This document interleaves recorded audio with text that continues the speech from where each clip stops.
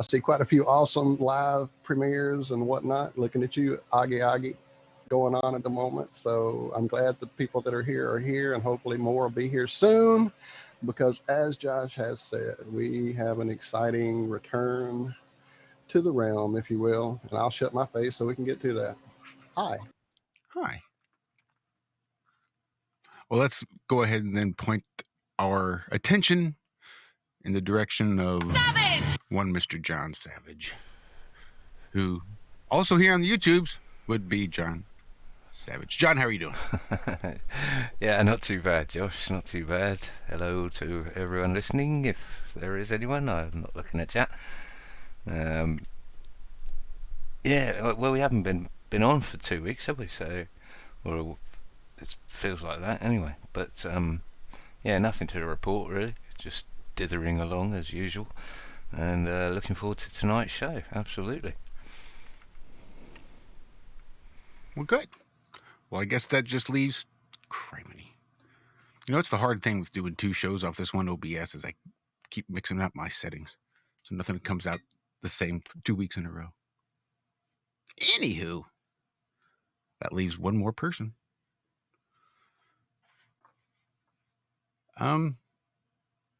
He has been sorely missed. Sorely missed. There's just no way to do this other than come right out and say hello to the Adam Meakin. Adam, how the hell have you been, damn it? Well, you know I've been fine. Evening, guys. I will say it's lovely to be back. Adam? God damn. Lovely to be back, guys. I don't know. Where have I been? I don't know. Well, I don't know. But there's a phrase, isn't there? Sometimes a change is as good as a rest, and I would deny that. Sometimes a rest is a shitload better than any change. So it's lovely to be back, guys. We are thrilled to have you. And as soon as I say it, one more pops in. And this pretty much makes it a full house. This makes it a full show. This makes it an actual Iron Realm Media Have No Sphere, the way God intended it to be, with one Mr. Rob Freddy clinging onto the ball down there in Australia. Hi. How you doing, Rob? Pretty good. Hopefully you can hear me. My audio is working, is it? Yep, you sound good. It is working. Spot on. Good. Oh, Hey, Adam. it's made my night to have you. I do want to amend that one Come on, second. moan about something. The testosterone overload got to you, Josh, because we are still missing an integral member to this fucking team that I miss and wish she was here so bad. But apparently she's out appliance shopping, and I know what a joy that could be in the normal days, let alone in these crazy days. So we miss you, Cammy. And yes. I haven't spoken to Adam since Liverpool held the trophy. Have I? Come on, then. First of all, we haven't spoken to him since then, just about. That was the most convincing season up until COVID, wasn't it? And then it was already over with. Mo, but congratulations.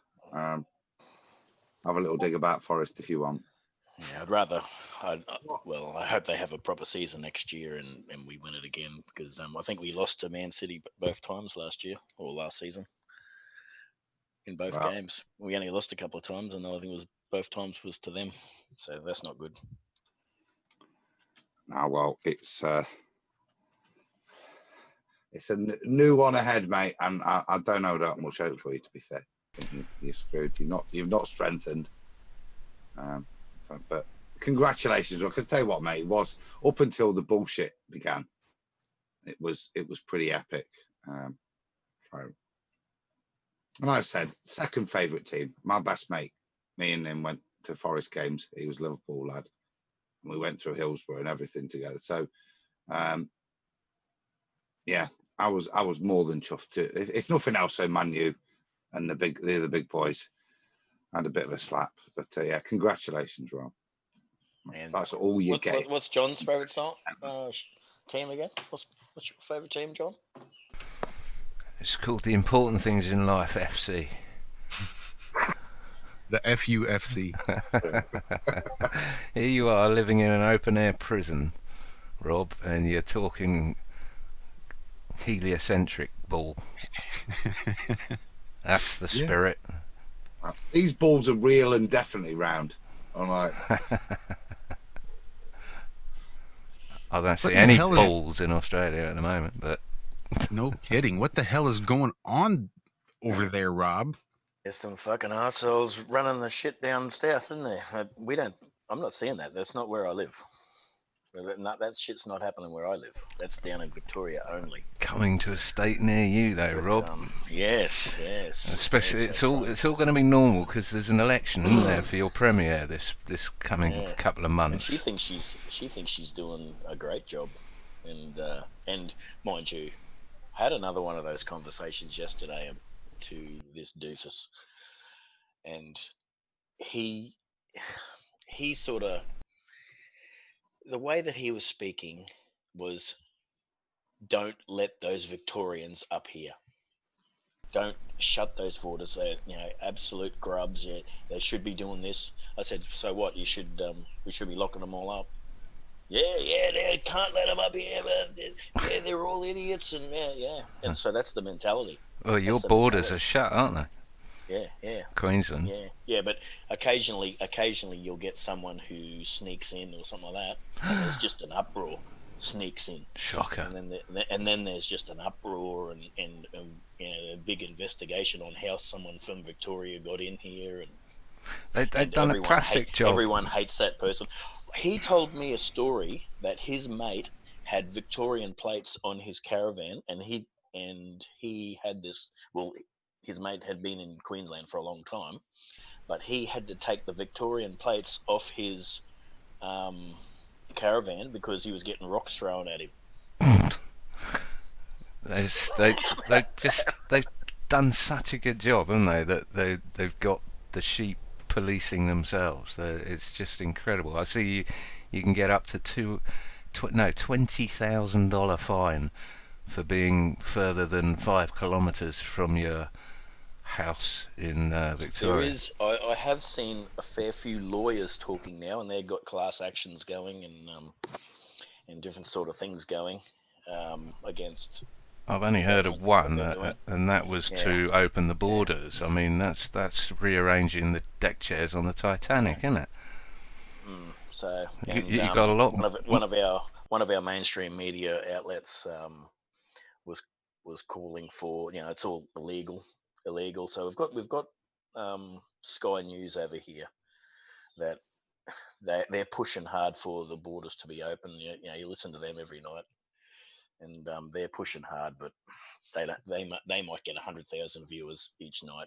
That's not enough. Something happened with Sky TV, didn't they, when Trump got in, and they suddenly flipped and became all fighty and spilling conspiracies and stuff left, right, and centre. Something happened there. I don't know. I did send you that other news article from one of our big mainstream media outlets. It was Channel 7 here, and they were going on about the deaths being forged. And so that was a morning. Did you watch that one yet, John? Was that today? The last one I saw you. Yeah. Oh, right. I saw the the vet getting arrested, getting his door kicked in for making a fake. There's some shit going on with that too, John. I don't know if it's real or not. Yeah, exactly. How do we know? Because I don't know if everyone's seen the girl that was choked on the side of the street by the copper. Yeah, I saw that. Yeah, that one. Mm-hmm.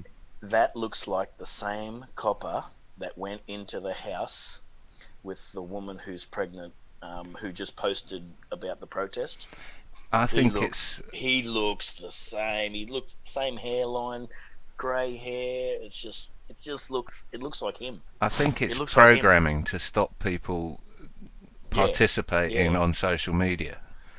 But it's sort of done the opposite, which could also be their go where they want people to go and be violent. But I'm hearing other stories where they're gonna, like the Antifa, they're getting paid writers today. So there's supposed to be a protest in Melbourne today, but there could be paid protesters there, rioters, to cause a lot of shit to make the real people look bad. Yeah. Well, they're doing it in the States at the moment as well, aren't they? Yeah, John, one of the sheriffs here. Oh, go ahead, John. Adam. I was just going to say what John stuck his conspiracy bit in my head on Wednesday when we were chatting about that whole pregnant mom bit, and was the whole thing staged? He was asking, and I was pondering on it, whether or not that was staged or not. If we assume it wasn't staged, then what certainly happened was that the police department decided to go and intimidate someone unlawfully. And then the media decided to pimp the shit out of it. That to me shows more levels of complicity than just necessarily the state. The way in which, than just a stage video. Do you know what I mean? And Well, it going viral, yeah. Either way, it's shocking. And they We did should the be same for the rising UK. Either way. They did the same for the UK as well, from what you were saying, Adam, on Wednesday. Someone have you seen one was today no. What's going on today? on some tube, some meathead transport police. Wear a mask or I'll assault you. Yeah, wear a mask or I'll beat the shit and try and pepper spray, and I'll pepper spray anyone in the cabin. I don't give a shit because I'm a meathead. And that's been bugging me all day, that one. I'm just like, if that was me in there, you've got to do a citizen's arrest at that point on the policeman. You've got to ask the people in the cabin to say, look, this is just straightforward assault. Who's with me of arresting this policeman? I was waiting for it to happen. I mean, that's what I was hoping the video would end with, would be them all standing up and realizing, hey, we outnumbered this jack off and we can take him down. And then finally people would realize, arrest him. hey. Arrest him under common law, not take him down. Well, I meant legally arrested. Politely to the police. I know what you meant, and I'm just being more excited because it pissed me off too. They would all Yeah, look at their shoes. They would Yeah, but fiddle with their earbuds, and they'd pretend you weren't there, like everyone does on the tube. You've only got one person who's got to say it, and the copper will shit his pants. Yeah, because suddenly he's then got to persuade an audience. Psychologically, it only takes one person to diminish that man of his power, but it takes one brave person to do it. But well, there are videos of people doing that, aren't there? I think they're American, but there are videos of cops gone mad, and then the whole place is turned on them. Coppers always go mad, and they're empowered now with bullshittery to try and. I had a bloke before I went on holiday, right, John?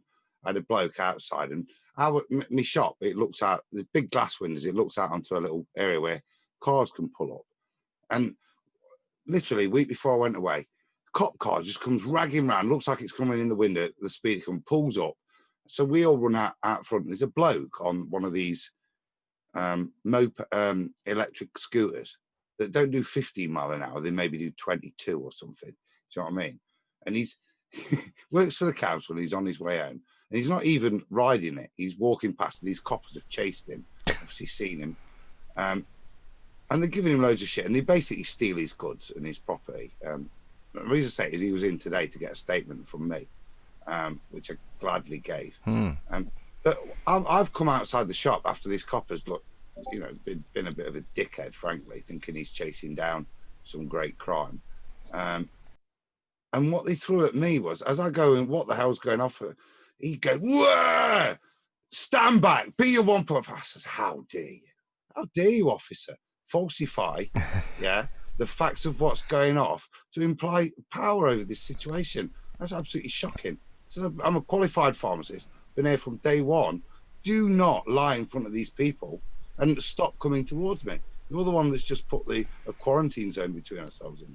Yeah, this is what they've just been given another tool to powder their ego, haven't they? And that's what about getting a copy of his body cam? You can do a freedom an access request or whatever. All filmed outside. Like I say, the guy that had his goods stolen today, we're doing it. All you can do is follow their bullshit, but just attack it under their bullshit. So he's been in today, and we've just got back. So it's always good fun, isn't it? It's why I don't leave the house, because I don't think I'd ever come back. I just couldn't be party to that sort of thing and not do something that would get me into a lot of trouble. I don't know. I'm going to get into trouble. I said to you. Well, you did get in trouble in Italy. Yeah, to be fair, that was me being slightly antagonistic, but you know. Well, you only asked him for his name. But if asking somebody their name and who they are, what gives them the authority, what's their license for authority is antagonistic, then well, you can't do that in a fascist Yeah, I mean, world. over here, you're supposed to, I mean, police, it's not like a law that they have to show who they are or say their name and badge number, but it's usually a company policy. It's usually written into the department's general guidelines. orders. Yeah, the general orders will have them identify, because that's how you fight the imposters, right? You have to be able to trust who you're talking to if you want to talk to the police. Is the police? So there may even be times that is the law, maybe not with state or local police, but maybe even federal. I think there are times that they are by. Yeah, certain people are required. I think they are in the UK. I think they're required to give their surname and number, or maybe just their number. Name, rank, serial number. Don't you guys watch movies? I'm with you though, John. I've gotten to where I can hardly go into a store because I'm going to wind up saying something or doing something. Yeah. Because I mean, I see these people with their infants with fucking masks on, and it's like, okay, and I'll say it to them. I'll say, you realize 8 and under is what it says on the sign outside, right? 8 and under doesn't have to wear a mask, and then I just walk away before they get ugly with me, because then I really get ugly. It's like, are you a fucking retard? Oh, sorry. It's a fashion statement now for some of these twats. Oh yeah, it's become trendy. It's the in thing to do now. It's become trendy to post a selfie of yourself with your staph infection on your face because you're such a fucking idiot for wearing a mask. Just politically just search staph infection face on Twitter and see how many of these fucking idiots have got faces full of bacterial growths and all sorts. It just beggars belief. I'm ashamed to be part of the human race. Well, yeah, bits of it embarrasses. Well, like I say, that's why I don't leave the house, because otherwise I would just I would just lose the plot. I think we are the human race. The ones all here in this chat, on this show, this is the human race. The ones who've taken their fucking mind out and set it on a shelf somewhere for somebody else to control, those are now hybrid humanoid type, the things they're trying to create. That's what they're fucking doing. It's the zombie apocalypse, isn't it? They were pre-programming us with this for decades, and now we're in it. Now we're fucking in it for sure.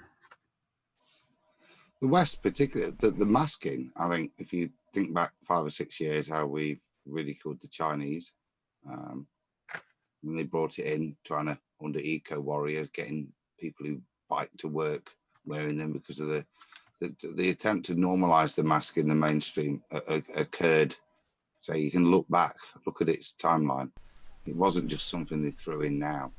After a Dustin Hoffman movie. No, it was contrived. No, I used to play a video game on the Xbox about 7 years ago, maybe even 10, called Katamari or something like that, Beautiful Katamari. And one of the things you got as a reward in there was a mask for your character. And like I said, that was 10 probably years ago. Nice. So yeah, they've been giving it signs coming. Well, I mean, look back in history. I think all of those pandemics were just another time they had to shut things down because too many people were waking up. But do you guys remember on Twitter there was a big sort of craze thing called the gas mask kids? You remember that? Never heard of that before in my life. What the fuck? I remember the garbage pail kids. Well, no one knew what they were all. Cabbage patch. That's what it turned into, yeah. But no one knew what it was all about. But they had, thousands of followers, and I don't know, it even had a website, I think, and they were called the Gas Mask Kids. And this was about, I don't know, 6, 8, 10 years ago. I don't know. It goes by so fast, but. On a happier note, all this doom and gloom, my hat goes off to Jason of the Disbury family and all those guys that Yeah, have getting been. out there in the streets and Hell yeah, yeah. I couldn't do Awesome. it. I would be arrested. I mean, I saw them down in Salisbury, and PC Weeble Plod and Pob turn up, and you can just hear them saying things about what's it, public order something or other. You know, they gotta be in there, and they gotta be just stirring a fucking pot, and they're there in their fluoro vests, looking like Batman on 20 stone. It just drives me mad. That's why I better just stay indoors. Not Batman. The COVID's got Batman now. Oh Have you yeah, heard? yeah, Have yeah. you heard? Yeah. And Took out Batman, so what? Nobody has a chance now. What the hell? and who didn't know The Rock wasn't a bloody psyop from day one anyway? Just while you're on Jason and the guys, and you might have seen it was good to see the van out there, the bus out there again. So the COVID stuff's important as well. Flat Earth's crucial, but there's a time now that's probably more important than Flat Earth, and that's just making your presence, your body, physical body be seen. So there's lots of COVID stuff, but again, a few folks, Dave Murphy, Jason, Robin, I think lots of folks involved in this. It's the kind of UK COVID tour, which kind of replicates the FE tour. I say same bus, but just want to give a shout out to the guys. I'm going to be on it again. I'm getting back. Whether I get to spend the night laying on the floor, I don't know as I want to be honest, but certainly be nice to put all the van again. She's in Nottingham on the 14th. The van's in, I think, Exeter today, Truro tomorrow, Bath.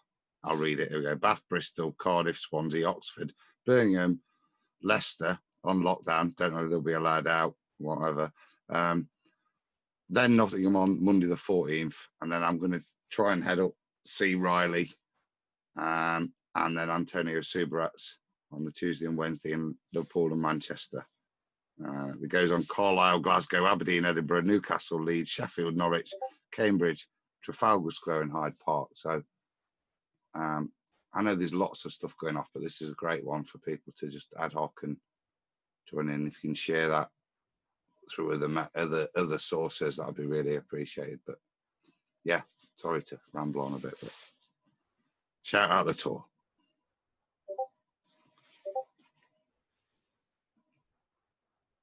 well said. Yeah, that's awesome.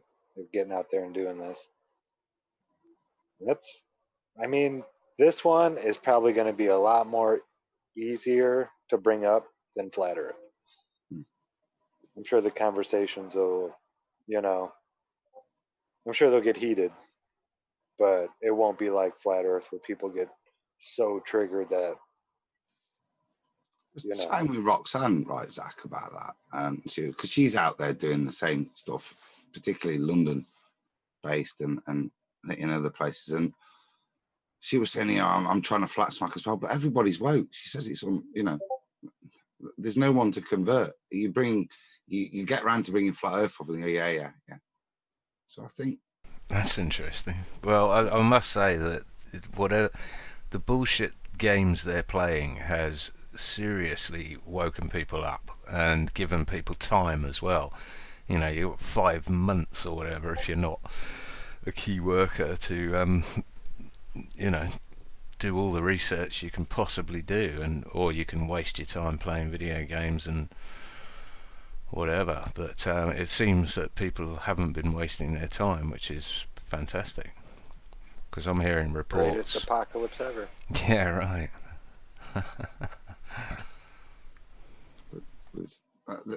It's kind of fostered a separate woke alliance of, like I say, of different people from different bits that I think is powerful for us to move forwards.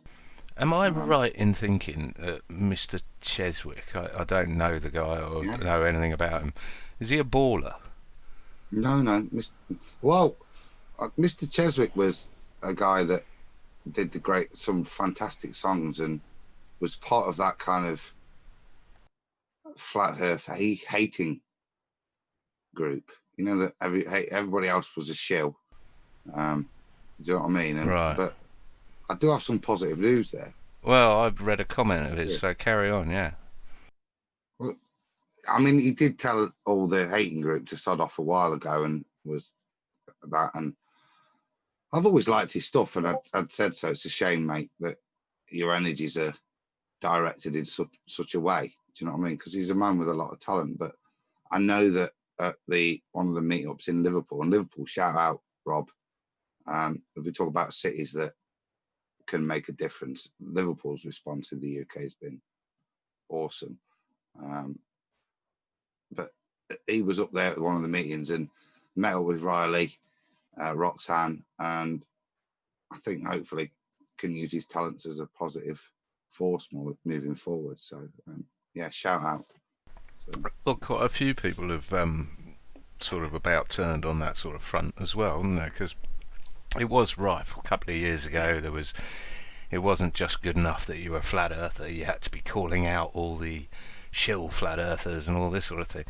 And I noticed, certainly not the worst offender, but Russian Vids is another one that sort of said, that's not going to happen anymore, and it's not a constructive use of my time, and it's far better to be around and talking about positive things and solutions rather than sort of calling out everyone as a shill. It's positive, I think. Best apocalypse ever. I think there were more divisive groups back early on, which I think must have been infiltrated because of the division that was kind of fostered. I remember Riley and I forgot Mr. Cheswick are a good example, because I remember me laughing. He's a wanker song. He hijacked Mr. Cheswick and loads of other great stuff. And I think Riley wanted to use one, but back in the day, I remember Riley saying, "Look at this! Look at this!" Saying, "He said, don't use it because I don't want to be associated with your viewpoint of flat Earth." And I think that's what's disappeared. The juvenile sections, like I say, it's not just within flat Earth. I think a lot of disparate groups have realised there's a much bigger agenda than the little bits that we're experts in, and it's kind of brought that together 5 months on. Some of us. Rob, are you still the only flat earther in Queensland? Just about. Just not having it. Taking a back seat, isn't it? Speak to loads of others. Yeah, well, there isn't a whole lot that's really coming out new. I can't even remember the last new thing I really got excited about. I'll tell you one this week. Flat Earth wise. I mean, was, Mudfloods was, don't get me wrong, Crater there are Earth. some amazing stuff. Crater Earth. No, I mean something but it's not legitimate. You know what I'm talking Have about. you gone down that rabbit hole? No, completely? it's an ocean. Then I'm go, not because ready I to jump wasn't in even yet. thinking I would. I would say 3 times that literally gave me that bottom out of my stomach feeling from the early days of looking at flat Earth. Because there's a few things when it's overlaid with his little presentations and you see it and it's like, oh, okay, there it is. Holy shit. Yeah. I'm still working on getting him on the show. Shout out Wim, if you ever are listening and have seen my comment in your chat, definitely get in touch with us. I was going to say, something more you can put your finger on than that. Was Dr. John D put out a good video, an hour-long video of the black swan, another black swan, and yet another black swan. It's sort of losing its thing, isn't it? Wasn't it called a black swan because there was only one of them, or what was the thing about it? John D, as John's been doing this, I've been chatting with him all along as bits have come along and to that final presentation. And he's got more. He's been doing me head in tonight, to be fair. Well, you were in the credits on the end, weren't you? I didn't get that far. I've got to be honest, I've not watched the whole thing. Because I've sat through it, I've kind of skimmed through it. Do you know what I mean? Because I've gone through a lot of the slides as they were being made, you kind of... and John, you know, to be fair, he'll come and argue with me for a bit and stuff, and we'll, you know, bounce shit off. So which is cool. So I'm very lucky that I haven't. I'm waffling to say no. I haven't sat through it all. Well, no, I mean it's ironic, but it's not unforgivable because I mean, for fuck's sake, we know it's flat, we know it's stationary. There's only so much you can see of that. You know, I assume these videos aren't really to persuade flat earthers to remain flat earthers. They're trying to sort of logic it out for the people who might be thinking, well, I haven't got time to go out and test waking it. up to it. Yeah. So yeah, don't beat yourself up. That's why I give so much credit to people doing this stuff. Don't get me wrong. I love that people are doing this. You know, going out, making observations, still doing all that stuff. There are a lot, and still having the debates as well. We still get censored so bad. A lot of the old videos, you can't even find them. So please keep making the videos, people. I love it. And uploading the old ones. I don't watch them. You know, I don't watch them so much. Yeah. But I'll go in and give a thumbs up or this or that, or just because they're out there doing it and putting in the effort still. Absolutely. There's a lot of people. And Black Swan, you only need one, like Arwen said in chat, John. It doesn't mean that there's only one. It just means you only need one. Yeah, like NASA They being say caught there faking are no it. black swans, and you find one. Yeah, exactly. Then NASA's bullshit. Then everything. They only got to lie to me one time. Yeah. Yeah. And speaking about theodolites. Yeah, Rob. Yeah, I was talking to a surveyor who'd been doing it for many years. And I was talking to him about his theodolite. I said, "Oh, how far is this accurate to, mate?" And, you know, well, hold on, Rob. Back up to when you were chatting with your mate and how this whole theodolite thing came up. Yeah. Well, my mate was using it to, you know, prove that the horizon it dipped as he turned it around, which I still find quite curious. I'd like to see that myself, but yeah. So this surveyor, myself and John have been trying to look up how far they're accurate to, and a lot of the theodolites don't sort of say how far they're accurate to on their websites. But I asked this guy, and he said 120 meters each way. So some will say 300 or 400 meters they're good for, but that's not in one direction. That's only in a circle. So 120 to 150 meters they're accurate to. So and he had a really, really good one too. So when we're doing roads that are like 500 and 600 meters long, and he's got to continually move his theodolite to the next little section. So he can't even go, I'm just going to use it, you know, we're just going to set it at one end there, or he can't even set it in the middle. No. And do the road and do the 600 meter road. He can't even do that. He's got to continually move it along. So have you brought this up with your skeptical baller friend? I'm not gonna bother. He'd know that because he uses his theodolite. He's just bought one himself, so he'd know that he's got to move it around. Is he a surveyor or whatever? He's got a little digger, and mate, you got to get that guy on camera. He does, yeah. You got to ask the guy on camera and then put it up on YouTube.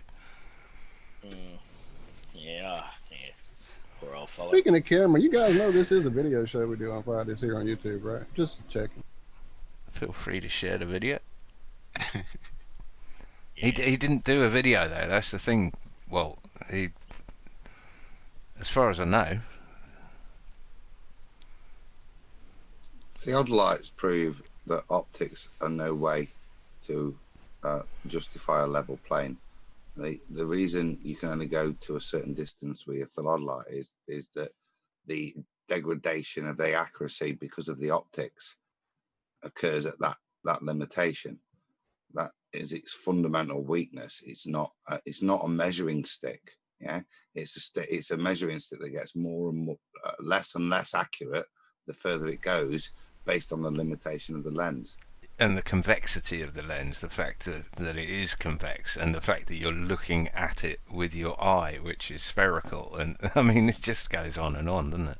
Well, yeah, and there's 2 lenses in the theodolite, and there's a floating one in there that you can move up and down, and actually change the height of the horizon.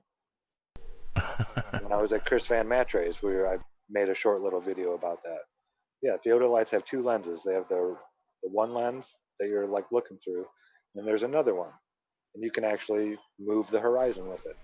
There's been some great videos on theodolites and how not to use them, but you try finding anything these days again. That's, if I had the link, I'd have sent that to Rob 2 months ago and shut his mate up. But you can't find these things anymore.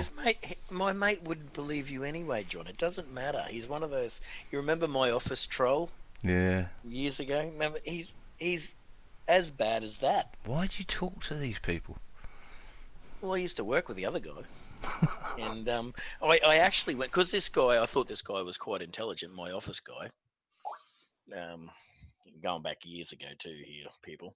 Maybe 5, well, when we started all this shit, because he was right into NASA and all that sort of shit. So when this come out, I went and put all these questions to him, and he had an answer for everything. It didn't matter what I gave to him, he had an answer for it.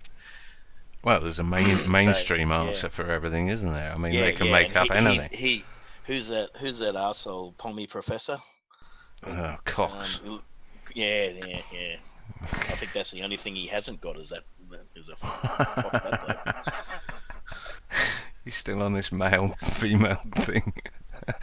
I saw something yesterday about Princess Di being a bloke and Prince Charles being a bird, and it's just like that's another lot of shit. The amount of Twitter people that do that. I saw a bird. She blocked me as soon as I called her. Well, as soon as I questioned her, but she was saying that Clint Eastwood and Mike Tyson were women. I mean, Clint Eastwood, even he's if the they most are, manly man I've ever done. Who gives Clint a Eastwood's shit? A man. What difference does it make? Mate, if Clint Eastwood's a man, then that's it for me. That's it. Yeah, no way.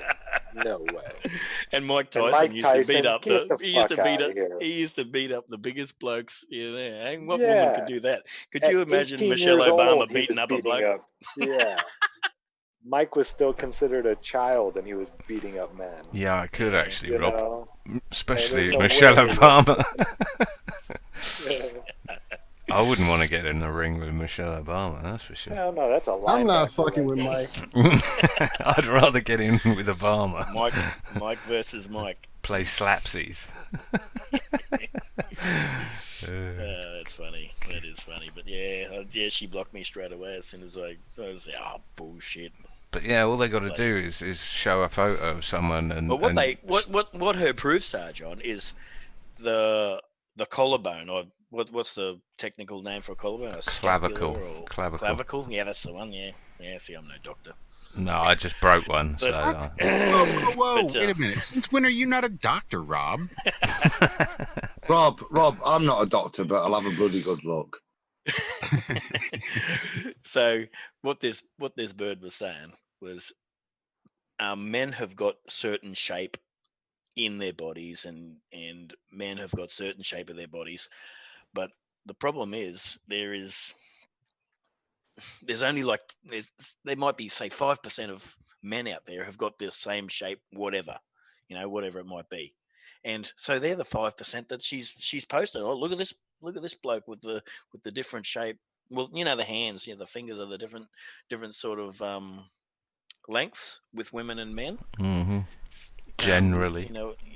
Being the operative word. That's exactly right. So if that's 10% of men might have sort of women's hands, then that's the one she's picking out. It's just rubbish. It's just rubbish. You pulling Mike Tyson on as a woman. And, Well, if we've got Mike, if you're listening out there, Yeah, I don't buy it. No I'm with way. you, Mike. I'm with you, Mike. No way. You know, he might be fighting again here. They're talking about him and A shark, right? Mayweather He's fighting a Jr.? shark. Is that what I saw? no, he's actually lacing up and getting back in the ring. Yeah, it looks like he's in one of our pretty good shape. footballers wanted to fight him. One of our just retired footballers. He's probably just as big as Mike. How old is doesn't Mike? matter. I Mike wouldn't said care. no. He said no. He said no. I'm not doing Yeah, I that. mean, he's 54. He's old. He's going to be fighting, or not Floyd Mayweather Jr. No. Easy, I forget Zach. his name. That's fighting He's like talk in 51. itself. 54 is old. I'm not saying it's old. I'm just, well, compared to, a 28, 29-year-old and heavyweight boxer, Well, you're going I to would take not that. want to see Mike get back in with I don't want to see Mike Tyson try to, go for a title or anything like that. Yeah. I'd look forward to him taking on some arrogant 29-year-old and kicking the shit out of him, because That'd be funny. I'd love Mike to see. Tyson. He's a boxer, all right. And when you watched Colin, what was his name? The Irish. Mickey Ward. No, what was the Irish guy when he fought Mayweather? And he's a kick-ass martial arts fighter, yeah. But if you fight pugilist style, if you fight within Queensberry rules, that's a skill. That's a talent. Yeah, that's an art form. Yeah, exactly. And Mike, any chump who just thinks he's hard and isn't a world-class boxer in his own right, yeah, you can give him 30 years, he'll still kick the shit out of him, mate. Oh yeah, for sure. Or bite his ear I off. look forward to it. Bring it on. Bring it on. Let's Yeah, get the hardest Black Lives Matter guy out there. I want to see that hook to the body and then the uppercut. Just one more time, Mike. Give it to me one more time. That was my favorite Mike Tyson combo ever. That guy. And there's a young guy now. Sorry, we're talking boxing, folks. BB is his name. He's young, 19, 20. Came to the States. I think he fights out of the Brooklyn, out of the Bronx. And he's bad. And he's just like Mike. He goes to the body. All these young guys, the ones that are good and have a chance at a title at a young age, you notice one thing about them. They all hit the body early. They're taught well. And that's, yeah. And I mean, this kid, his last name's Abibi. I forget his first name. It's weird. But keep an eye out for this kid. You wouldn't have wind for too long if you got in the ring with Mike, I don't think. No, that was probably the funnest boxer ever to watch for me. And I've watched a lot of boxing. Oh no, Chris Eubank. Well, on a different weight scale, Chris Eubank. Do you remember him? Yeah. Weirdest I remember the freaking name. boxer ever, but my word. It was Chris Eubank and Nigel Benn fighting at the same time, and that was just Was that the guy that did the drunken boxing? But yeah, he looked like he was sort of. I don't know. He'd do like crazy steps and throw wild uppercuts and. No, that was Prince Nassim Hamed. No, I know Prince. This is I just watched a documentary on this guy too. They called him the Drunken Master because he just looked like he was loaded. It's a He'd be out great there. kung fu style, by the way. Yeah, that's Yeah, all he I could just duck and dodge everything. He never got hit. He got hit. He lost. He would come in and he would stick his face right out there and then just dodge.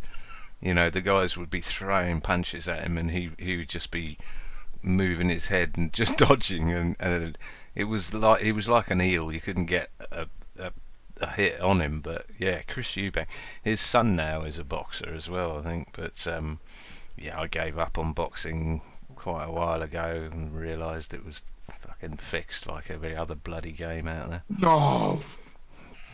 Yeah, you know it. The funny thing is, John, this person that did the gender thing, they were watching the flat Earth bus going around Europe, Mm-hmm. and they said to me, she said, yeah, Adam Meakin, he walks like a girl, and yeah, bloody.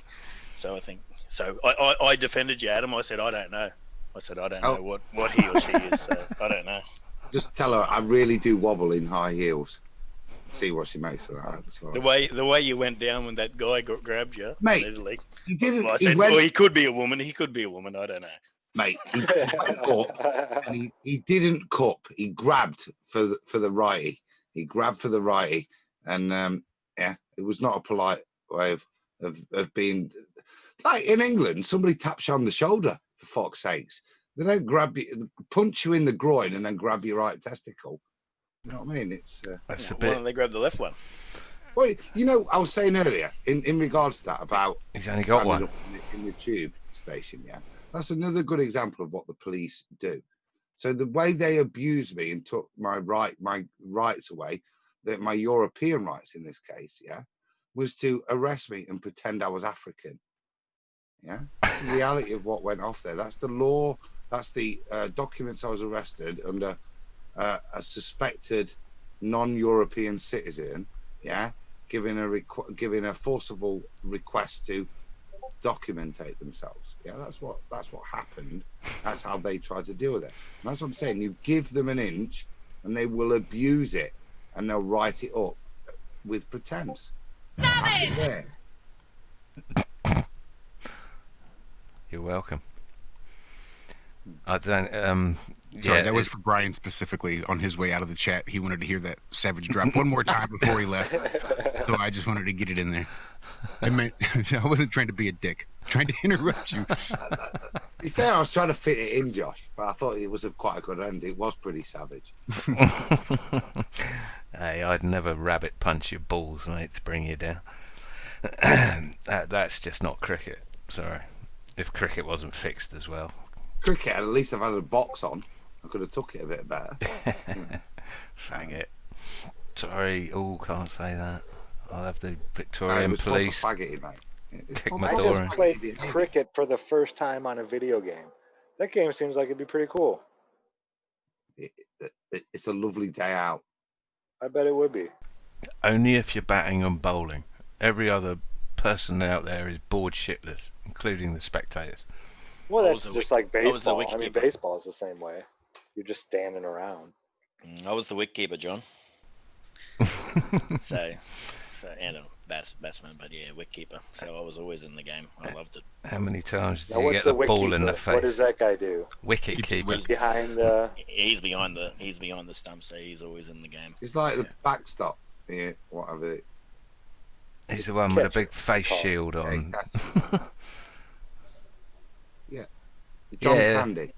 That's interesting, but generally you're just on the Baseball, boundaries, yes. kicking Baseball, they around. wear gay bloody pads, and gridiron they wear the gay pads. You don't see gay pads in our rugby, football. Football or They don't cricket? You're back on. They don't wear pads in baseball, do they? They wear a helmet, I guess. Gridiron. The backstop, he wears a face shield. Yeah, I don't think the football players should be wearing helmets. No, I think American That's a football weapon. players on That the is a field with weapon. European football players, I bet you within 6 months, European football players will be wearing pads. 275-pound lineman comes up and body checks you, you're going to want to put pads on. Soon they'll be wearing There's some masks, big goggles, boys playing. He just step around. and Too hazmat big. suits. Our little guys in football are the best players because they can't catch them. Oh yeah, Barry Sanders. He was my favorite running back of all time, without a doubt. And No. I was a Chicago Bears fan, so we had to play the guy at least twice a year. And he had like at least a 50, 60-yard run every single game. And he played for a shitty team, so you knew he was getting the ball.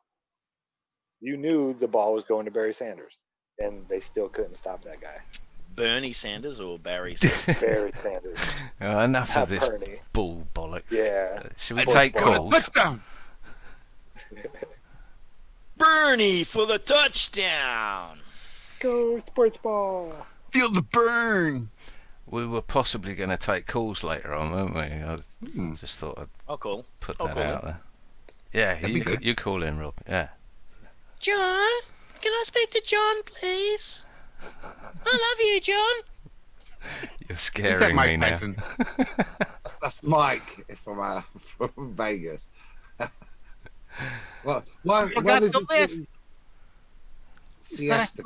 Sorry, go ahead. Can I pimp some of what I've obviously I've been away a bit, and what I've been listening to a lot of as well, obviously enjoying while he's sitting there chilling. But what I've been having fun on is over on Discord, which is a bit like the old days.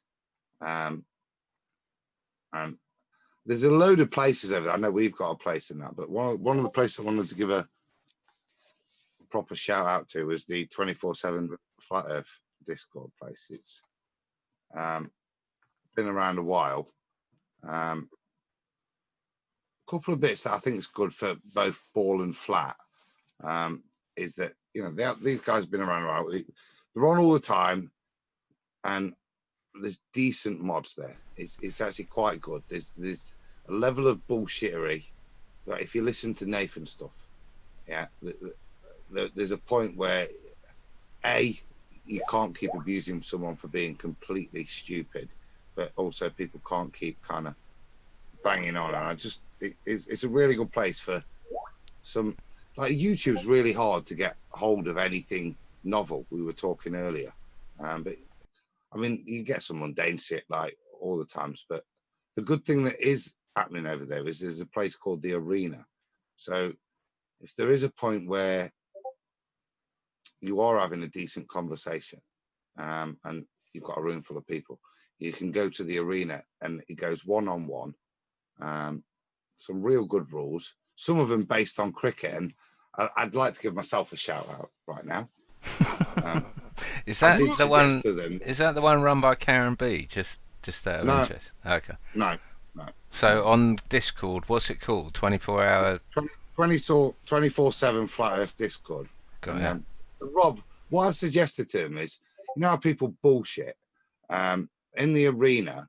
You know how in cricket you've got 3 challenges, and if you say no, that weren't out, and it's challenged and you were wrong, you lose a life. So they were looking at ways to kind of moderate, to give people the opportunity to challenge, but not to allow constant bullshittery. So I've kind of put that to them, the kind of cricket thing, which is why I kind of wanted to mention it there. They brought that in. So if you are bullshitting, you get challenged, and somebody challenges you, after if you lose 3 times, you can't keep challenging. So you kind of lose the debate. I think it's quite a novel thing, because for some reason, intellectual honesty is a very difficult thing to achieve out there in the internet. Do you know what I mean? But these guys have got some decent rules. And I just wanted to give them a real shout out. And there's one of the guys in there, he gave me a little quote that I've got to summarize it with. So it's, come one, come all, if you think you live on a ball. So it's an open invite to the... Oh, I like that. Yeah, and I second that shout out. I spend a lot of time listening to Discord. I don't jump in too much, but no, it's always on, you know. I mean, sometimes you jump on and nobody's talking, but for the most part, during the day, there's always somebody having a conversation about something. That's cool. And shout out Mary Mom, who's in the chat at the moment, cooking chicken and potatoes, I think. I've been nearly done. But yeah, she's one of the mods in there. Really cool, actually. Like tonight, there was a huge bit of slapping going off. And to be fair, it was one of the flat earthers that was overstepping the rules of decorum in there. And she just muted them, let the conversation go on, and then resolve the issue with people overstepping. So it's a decent place to... I know you can get a bit shouty out there in YouTube, so it's a good place to join in and have your say as well and learn, because there's a lot of really good mods out there. The ballers come and go, but there's a lot of decent chats as well. And if you want to learn, then there's a lot of decent guys and gals out there that will be patient with you as well, I think. So yeah, shout out 24/7 Flat Earth Discord. Thanks for that. All right, Walter, I have sent Rob all those pictures on Twitter. Yeah, I'm getting them. I'm looking. Nice. I think at least 3 of them look really photoshopped. Yeah, I like the one where she's swinging her hips. I like that. She, yeah. Why do you like that one, Rob? I just like it. Because you can really see it's got. You can really see that thing swinging, right? just a swinging. Ooh, I miss some John Anderson. Can we share these pictures you're laughing at? Or am I missing a No, screen? it was too funny when Rob was talking, and I happened to be in a folder looking for other things and saw a few pictures you might appreciate. It's just the first lady. It's the first dude. The first dude. Our ex first dude, right? It's Friday, my dudes. With a big schlong. That's something. Big Mike. Oh, guys, I better go because I've got stuff to do today. So, might catch you again next Saturday. Well, it's You been a have pleasure. great day, Rob. Yeah, I What, gotta go. what you got to do, Rob? It's Saturday there, isn't it? Make breakfast for the kids and got things. You to still got hockey, Rob? No. Well, they just about canned that. You never heard of Little Pop kids Tart? sport. They've started the kids sport up again, but it's only, I think, only one parent could go. Would you believe? It's hard to play hockey 6 feet apart from each other. That's how they're Yeah, doing it yeah. here. Kids are playing Yeah. sports, To but yeah, nobody's to- allowed to go. I'm back to normal tomorrow. I'm running the line. The kids are playing football. Yeah, all they've got to do, right, is ridiculous. So they're on the pitch playing football together. Yeah. But instead of just having the dugout where all the stuff's dumped, yeah, they have to have cones 1.5 meters apart where they put their kit and their drinking bottle. So as not to. The longer this interact shit with each goes other. on, Adam, the longer this shit goes on, the kids are going to think it's normal. No, they don't. This is the beauty. Kids are just laughing at it. Yeah. My kids got. I wouldn't let them go back with a mask on unless you're returning. What they've got to do, and this is my letter of contention, is because my boy walked in. He said, we're all right. Dad, we ain't got to do this. So okay then. What we've got to do, and he looked at me and went, is wear a badge. And Marie laughed and went, yeah, yours pink, Leo. So Leo's got a walk. I said, well, that's all right, isn't it? Pink badge. It's better than a yellow star, isn't it? True enough. So yours are back to school next week, aren't they, Adam? They've had day 1 and day 2. Leo starters, they're the retards. They're figuring out how they manage with when the school's full, right? It's just fucking chaos. So they've obviously had the press in yesterday with only 2 years in, took loads of photos as everybody can socially distance. But then the rest of the kids are coming today, and it's like, oh, it's back to normal. It's like, you know what I mean? It's just a farce. They're just pretending like they've done with everything all along. And I think more and more, it's good because the Karens of this world don't know what to do right now, do they? They're our best exponents in this moment because we're all laughing, and frankly, we're glad to get the kids back.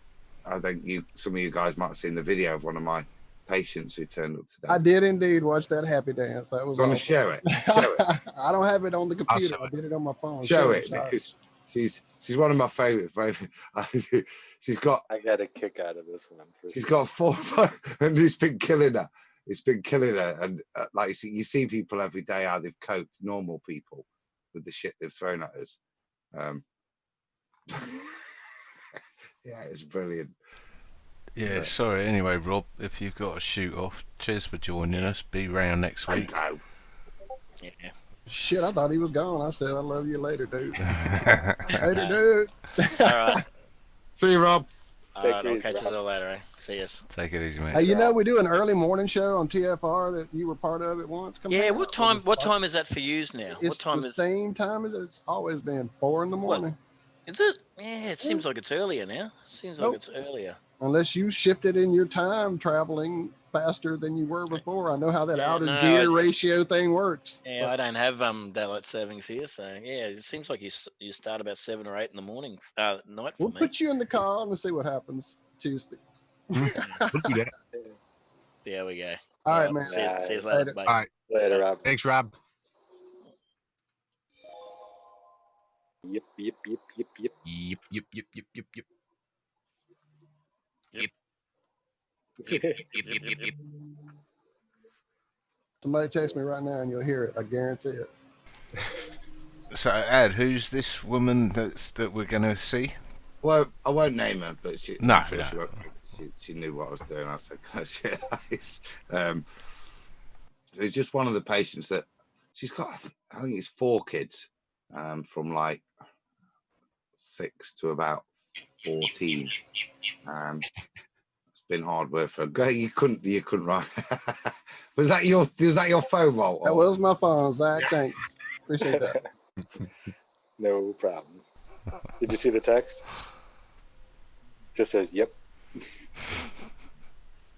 Like I say, the kids have been going back, and I think her joy is symptomatic of why people will and are doing what they're doing. They know it's bollocks because nobody will do anything to harm the kids. That's why they pulled them.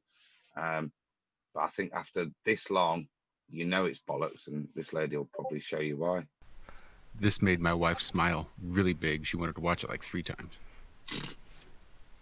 And this is only because kids are back to school. They're back to school.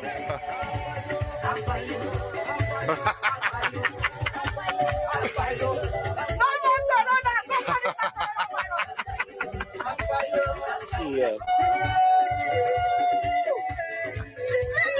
That's how we do it one day ago. And I will dance myself.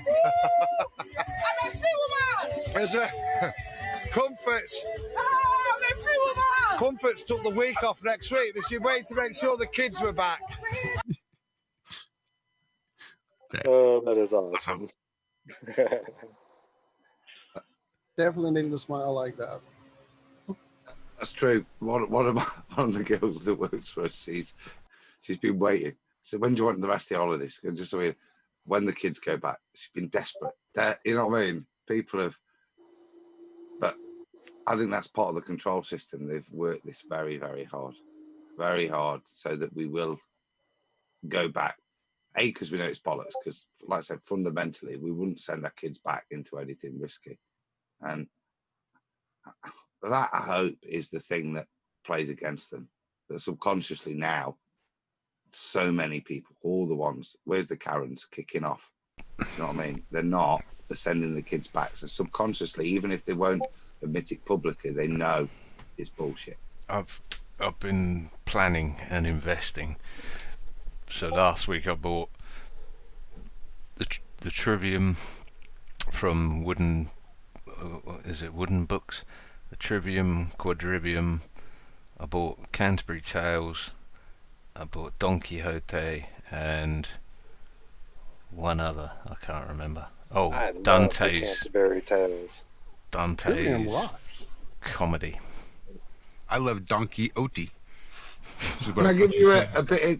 Don Quixote? What's donkey? Oh, Don Quixote. I got you now. Yeah, Do you think Geoffrey Chaucer was a real guy? Now spell it.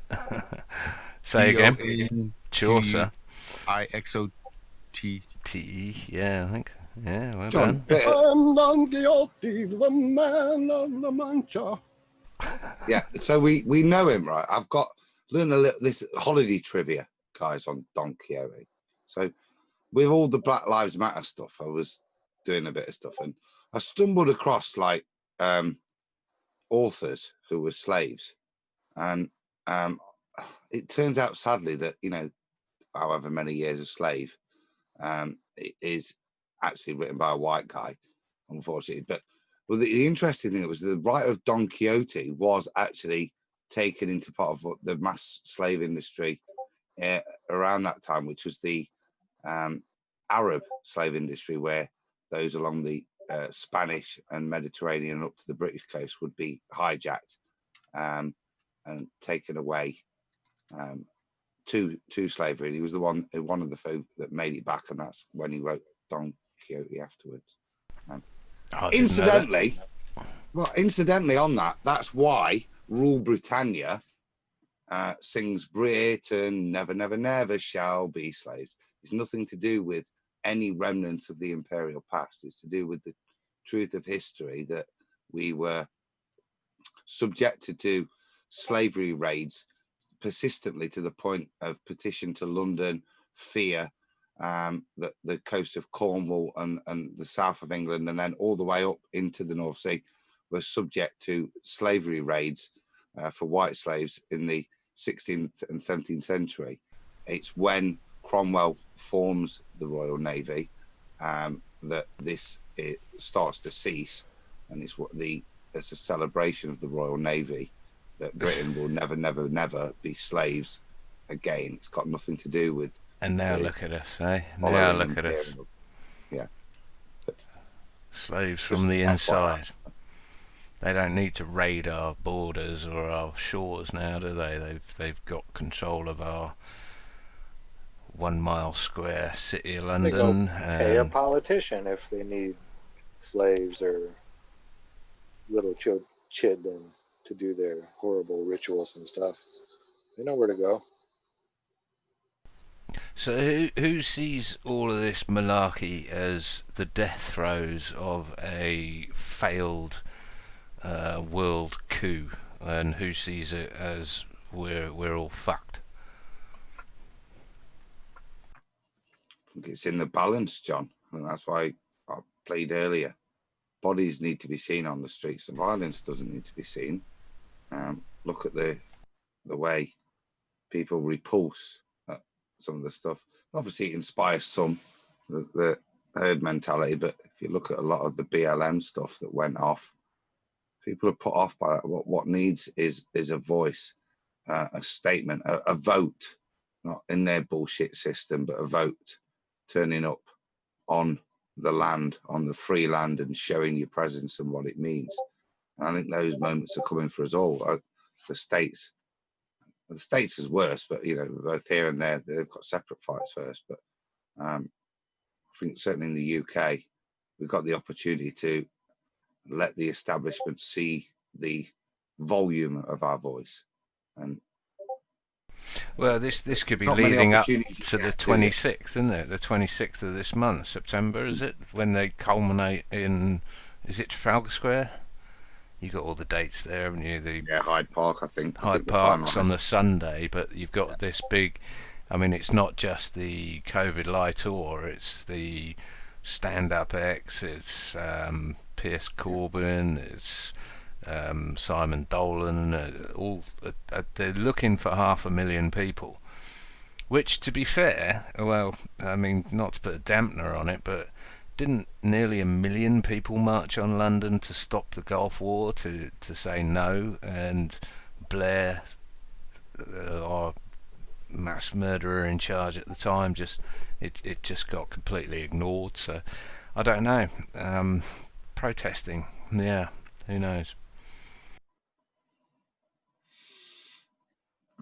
Like I say, I don't think it's about, for me, it's the reason I'm going to get off my arse.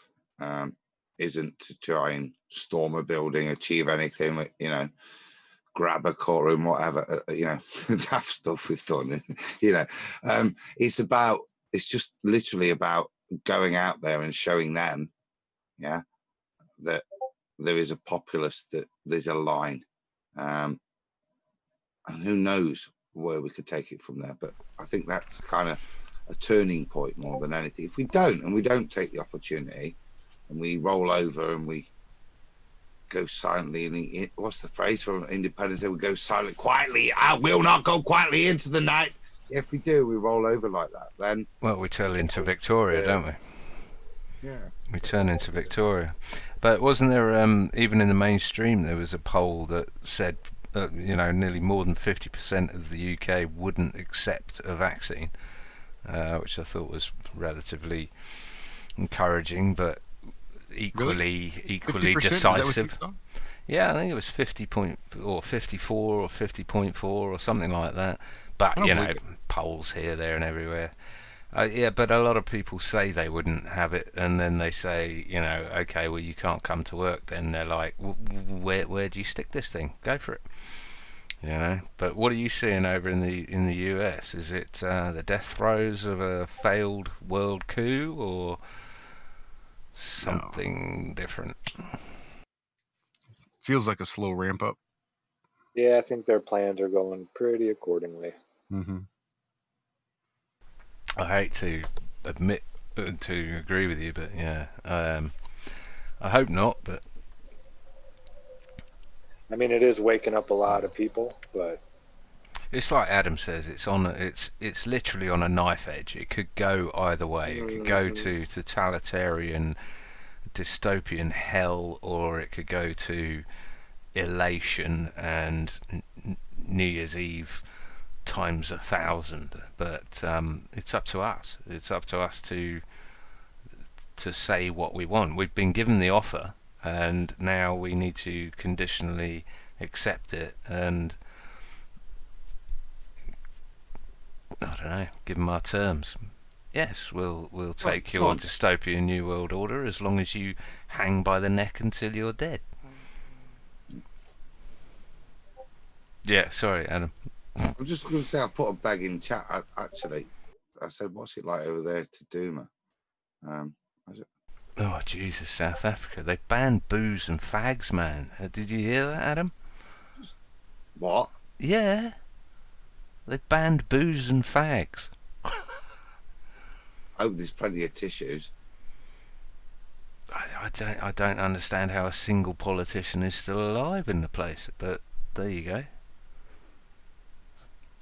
Well, but I said I'd like to see what Duma says, because it's a very different part of the plane, and you know. Well, if you can jump on, that'd be great, because yeah, I see South Africa as a testing ground, just as Australia and New Zealand are, and Scotland. I was joking that with I put a comment in Autodidactics. It was a great mud flooder, but decent common law bloke as well. One of Martin's friends. Looking at the stuff then, I was just joking. He started his video out with a bit of Braveheart, a bit of Mel Gibson. I cannot take our freedom. I don't know why Mel Gibson. He should have a French accent in that. But anyway, he didn't have any accent in that, as I recall. It was anybody what it was. It was Brisbane. But point being, Scotland used to be the testing ground. If you look at when we were kids, John, they used to joke about that, the council tax, all those new ways of testing laws or regulation, they'd always roll them out Scotland first and then see how it goes. And to me, you look at what's going off in Australia and New Zealand, and the fascism that you're seeing, and I say I don't know whether it's real, it's fake, or whatever went off with that program, but the way the police are complicit, the media's complicit in allowing that presentation to subvert the minds of people, that if in Australia you dare to even speak out about this now, even if you're pregnant, some fucker's going to come around and nick you. Yeah, that's absolutely shocking psychological warfare, what that is. And I mean, this is what boggles me, that they should be right. 30 years ago, they'd have been rioting in the streets. They were rioting in the streets when the poll tax came out here. They were blockading the petrol station when it went over £1 a litre. And you know, now when petrol is literally $0 a barrel, they're still charging over £1 a litre, and not a dicky bird. You know, it was like we'd always look at the French and go, yay, the French, because they just didn't stand for any shit. You know, they would blockade an entire city or a ferry port, or I mean, they would just roll out the articulated lorries and block the arteries of the entire country if they said, you know, the wrong word in France. But now, whatever happened to the yellow shirts and the Hong Kong riots and all of that, and the rise of flat earth, and everything has just been cut off at the knees and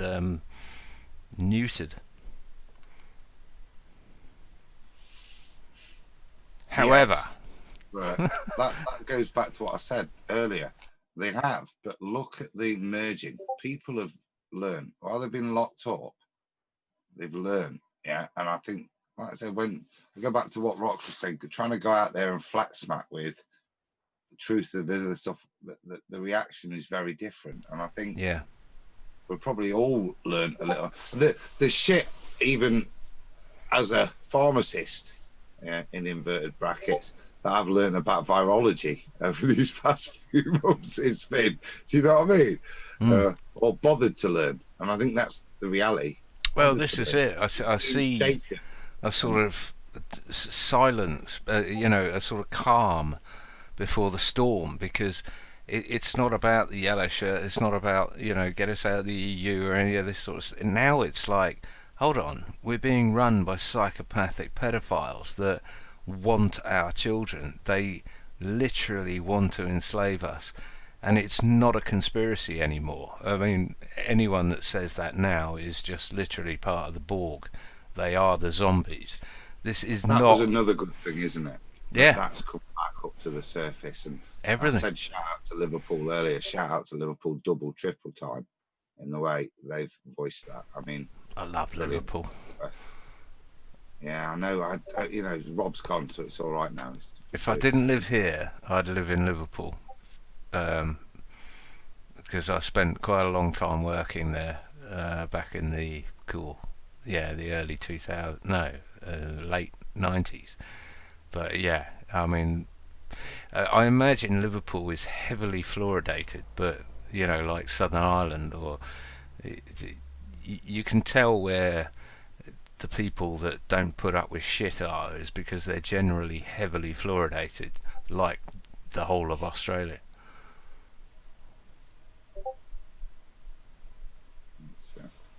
But yeah, that for me, that this is the bit with you guys, right? So we've got this over here, and it's well established what's that, and it's bubbling up again. But the bit I loved was, and do you believe in this Q bollocks? Because I'd love to, but I said to Ross, I lived through it 10 years ago. You remember the 2012 turn of the millennium? All of this shit, all of this coming up, we're definitely going to out the You mean paedophiles. when we all died and The white knights are gonna do it. That's when Walt. Yes, you nailed it. But no, I do remember that. I don't believe any of this Q stuff. I think it's like trying to have a decent conversation with ballers on Twitter. I think whenever you try, Q shows up and it's just a big waste of time. Here's something to doggy paddle around in for the next year and a half. You're not going to go anywhere. You're not going to do anything. You're just going to tread water and do shit. That's it. Trust the plan. Don't do anything. Sit there, scour the internet, try to decode these bullshit little trust the puzzles. plan, wait for your messiah, trust your government. It's all the same fucking thing. Sit still and don't do something. Stare at the TV, play a game, whatever, but just sit. That's what we want you to do. That's exactly it. It just has that repetition. I remember it. And see, that's I'm sorry, but that's it. I keep wondering about is like, okay, so protests, right, and marches, right, and take back, right, but take back what?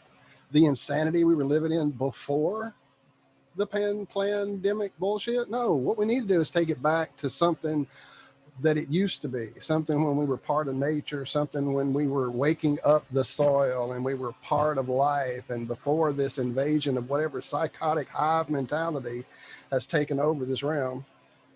Sorry, I just had to get that out. Yeah, I want to change this. I don't want to go back to normal. Normal was fucking insanity. That's it. I've waited once, and I did wait. We waited, we meditated, we did all that shit, and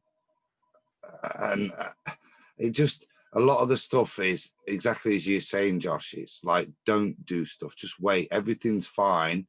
You don't need to, as I was saying, you don't need to show your presence. And that worries me. What system wouldn't want the populace to demonstrate that they're on board, other than the First Lady wearing a rather dubious dress with a possible Q on it, or those sort that they're too slimmer things to hold your hopes on for me, other than getting off your arse. So what do people think about the Earth United stuff and the local courthouses? Who's aware of it, should I ask? Jesse Casanova and Christopher someone or other. Can't remember. Do you mean common law stuff? I mean, like Michael Berners and where's it going to get us, mate? Where's it going to get us? I don't have an answer. I just think more resolutions in common law courts, which are perfectly valid, but are not enforceable, doesn't progress us. I think it's the only way forward. The only reason it's not progressible is because it hasn't got the manpower behind it. It hasn't got the structure in place to enforce the verdicts of the courts. So what they're hoping for is 100,000 people in each country, and then they're going to launch or have common law court. It's difficult to explain because I don't know enough about it, but it'd be an interesting guy to have on anyway. Would be Jesse Casanova or some of the others. I don't know, but yeah, it's. I've said all along that I think this has to be done through the courts, but it has to be done through our courts, common law courts, not their bullshit court system that they have, maritime court system that they have at the moment. But what are the other options? I mean, you can't storm Parliament, you can't burn it down, you can't, there's no point attacking their strongholds or anything like that. We know we're on the side of right. We know that we're within the law. They've gone into the realms of legal, and they have clearly demonstrated the entire ethos behind power corrupts, absolute power corrupts absolutely. So yeah, I don't know. If you're not aware of it, then it's something you should at least be aware of, if you know what I mean. I think it's Earth United. The website's terrible. It's earthunited.global. Well, you're right. We have to have enforceability. The reality is we live under a law that isn't mandated via common law. It's mandated by maritime law. And we are subject to, as we discussed earlier, the fascist implications of a police force that have, for some reason, forgot their oath and are happy to implement the edicts of corrupt courts, which they must be aware of by now.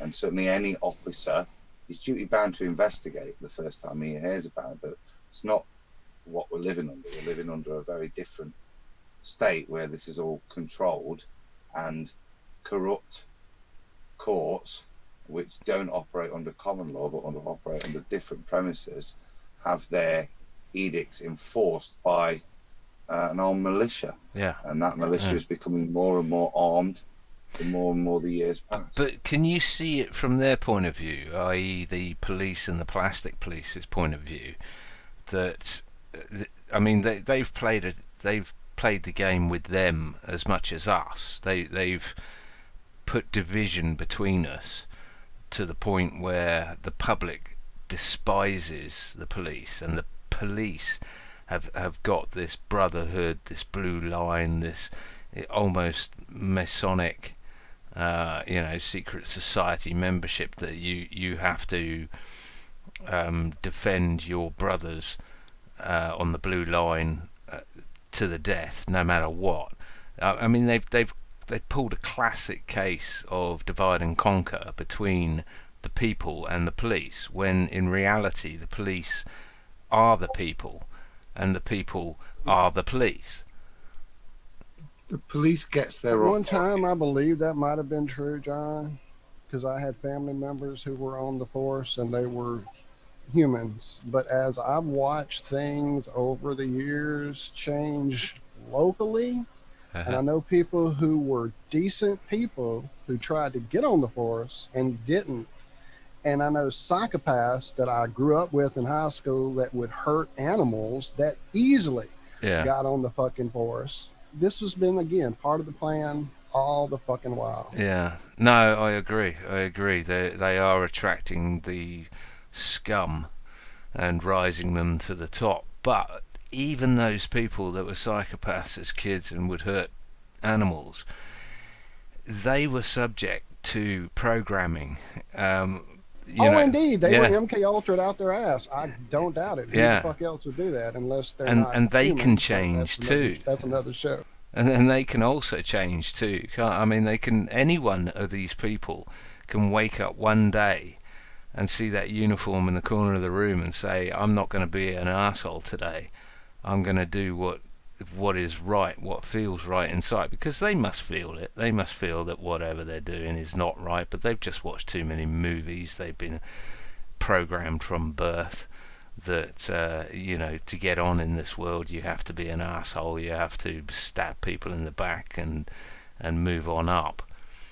But I don't know, hopefully the whatever the woo woo vibration is rising and people could introspect on themselves and say, geez, I've been an arsehole and I'm not going to do that anymore. I'm going to resign from police, or I'm going to do the right thing. I mean, it's hopium, I understand that, but I'm seeing fringes of it on the outsides that some people are changing. I, for one, I was an arsehole, not in a sort of thuggish police way, but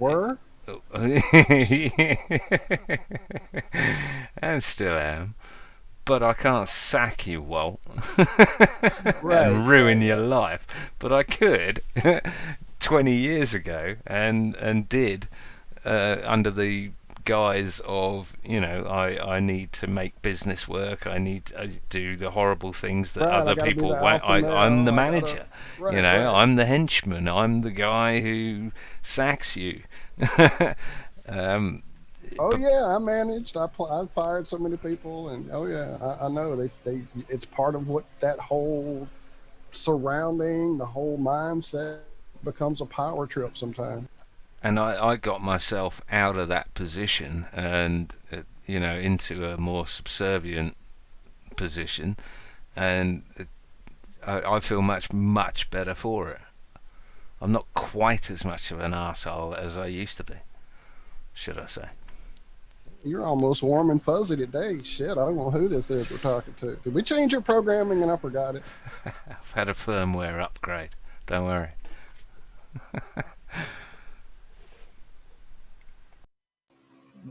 Without a doubt.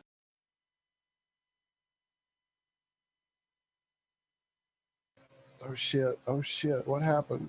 Something happened, my computer blinked. Oh, I see, I've got too many screens open.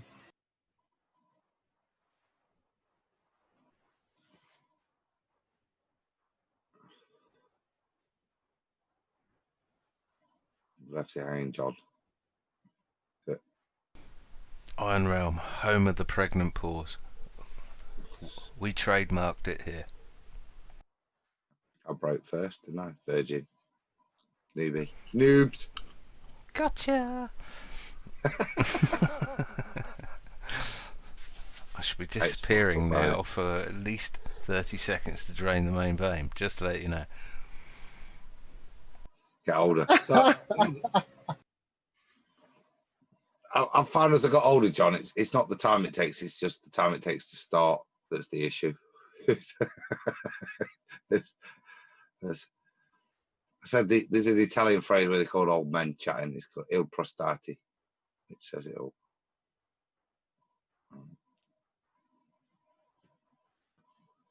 But seriously, I think Arwen apparently thinks he's got the prolonged pause as copyrighted. We need to get on that channel and start making our money, apparently, from all our copyright strikes we could be hitting him with.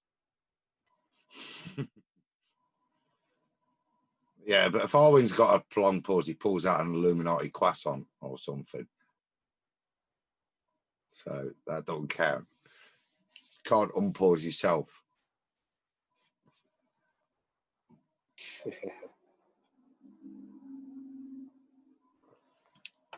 And now I'm looking in chat. I got to stop that. Shout out to everybody. I'm going to stop and not have this because I just realized our helmsman is no longer helming the helm there. You just realised that.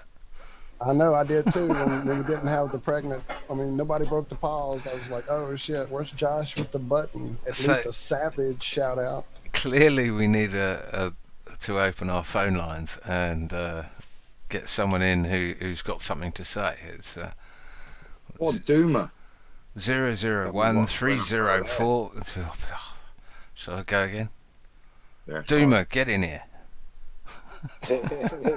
Have they banned booze and fags in South Africa?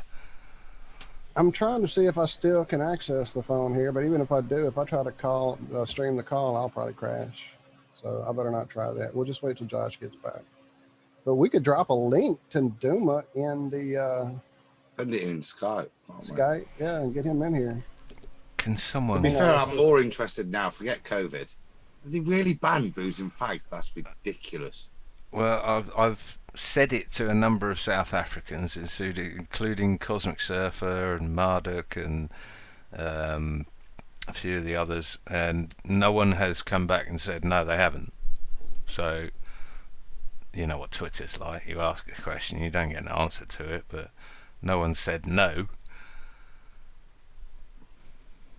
And I heard they were trying to do it in Berlin, Germany. Banning booze in Germany. Seriously? So, what would happen if they tried that in the UK? Absolutely fuck all, I imagine. People would go around going, you can't drink. You might get COVID. What would the British do during Fuck the all. COVID lockdown if they're not allowed booze and fags? They would blow themselves up making stills, which are illegal in the UK. It would be a riot then, John, wouldn't it? Then they'd be in this shit. Well, bring it on then, is all I say. Bring it on. Yeah. If that's what it takes to wake the hell up, then maybe we should bring it on sooner rather than later. Father, the sleeper has awakened! How's Josh doing that? I hope that's you, Walt. Walt would have crashed if it was him. I'm playing around and trying not to crash my computer. I just remembered I could share sound only on this app, unlike Skype in the mornings where you have to share a screen with sound. So I may be able to play around. I still don't think I can do the phone calls, though. That would be taxing my system. If anyone is in chat that loves Walt and Josh and all the rest of it, can they please start a GoFundMe to get a quantum computer for each of No doubt, right? the Ironworks crew? There's so much we could achieve. I'm joking now, but I could play promos for our other shows. we need it. Hi, this is Alan. I like Ironworks because it's where everybody knows your name, and they're always glad you came. I love Ironworks with Josh, Walt and Zach. It's like sitting in your front room having a cosy chat with your best friends. Hi, it's Diva here, and I just want you to know that Ironworks with Josh, Walt and Zach, it's definitely my favourite dose of reality. Come join the family and keep it flat. Why sleep in when you could get your dose of iron in the morning? Listen to the Ironworks on TFR. This is Enlightened Dawn. Roses are red, violets are blue. Iron Realm Media is the best on the plane. To this show, I will forever be true. You guys are truly the best, and I love you guys. I'm so thankful to have you in my life. Do you like listening to space letters from Never a Straight Answer? Then tune in to The Ironworks with Zach, Walter, and Josh.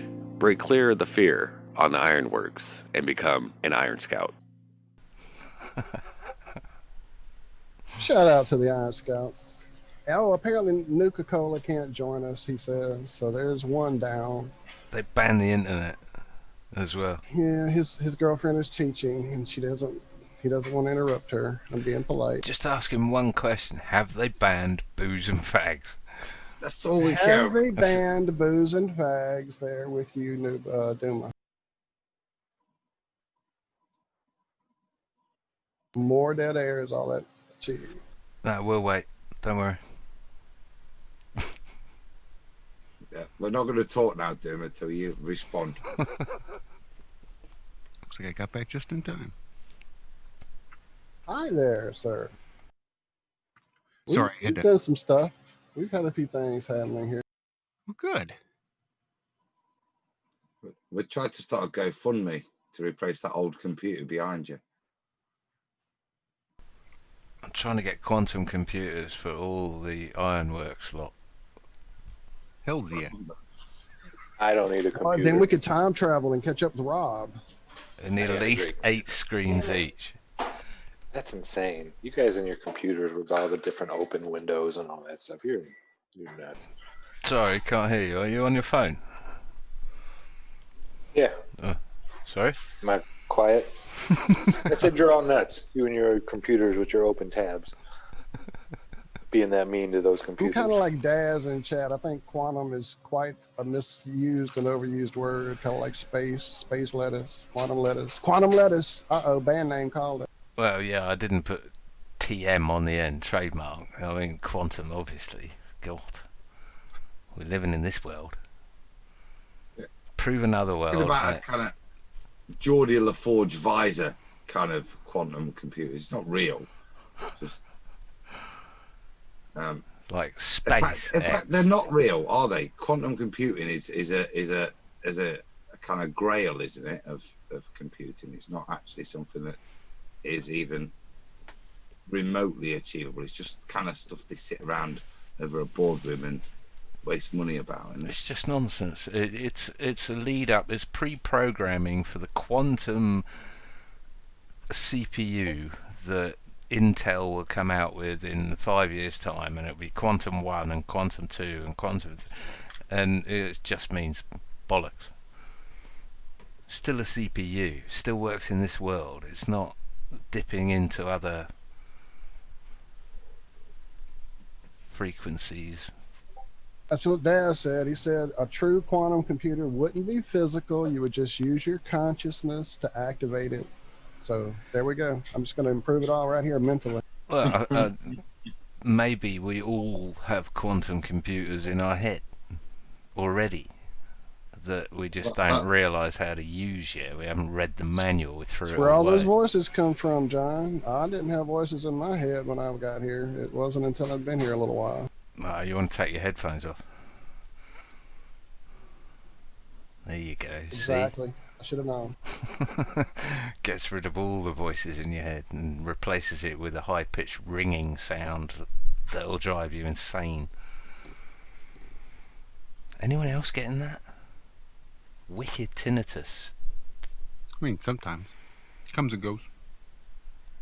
As and when you take your headphones off? Mm-mm. Completely unrelated. I can't seem to find any.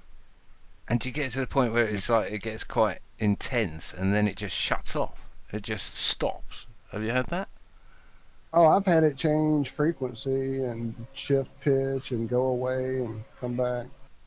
And the way you're just sitting there in this fug of high-pitched whining and then it suddenly just shuts off and you're like, what the hell just happened? What? Mine usually sounds like someone's tuning it in to just that right tinnitus frequency. The pitch kind of shifts and changes right at the very beginning when it's kicking in until it finally finds it, and then it just levels out and then stops or fades out, or I just quit noticing. Yeah, I think it's quit noticing. Yeah, eventually it's like the hum of the fridge in the background. It's just part of the background. Can you imagine if they just shut the entire grid off and then everyone would just sit there and go, wow. I do daily. I daily imagine what it would be like. That's quiet. And they just sit there. It would be so quiet, it would be deafening, because we're so used to this fug of crap that we live in. Yeah, that's aside from the living situation here, that's my second biggest complaint is just the noise because we're so close to the highway. So there's just this constant hum of highway traffic in the background. Yeah, I used to.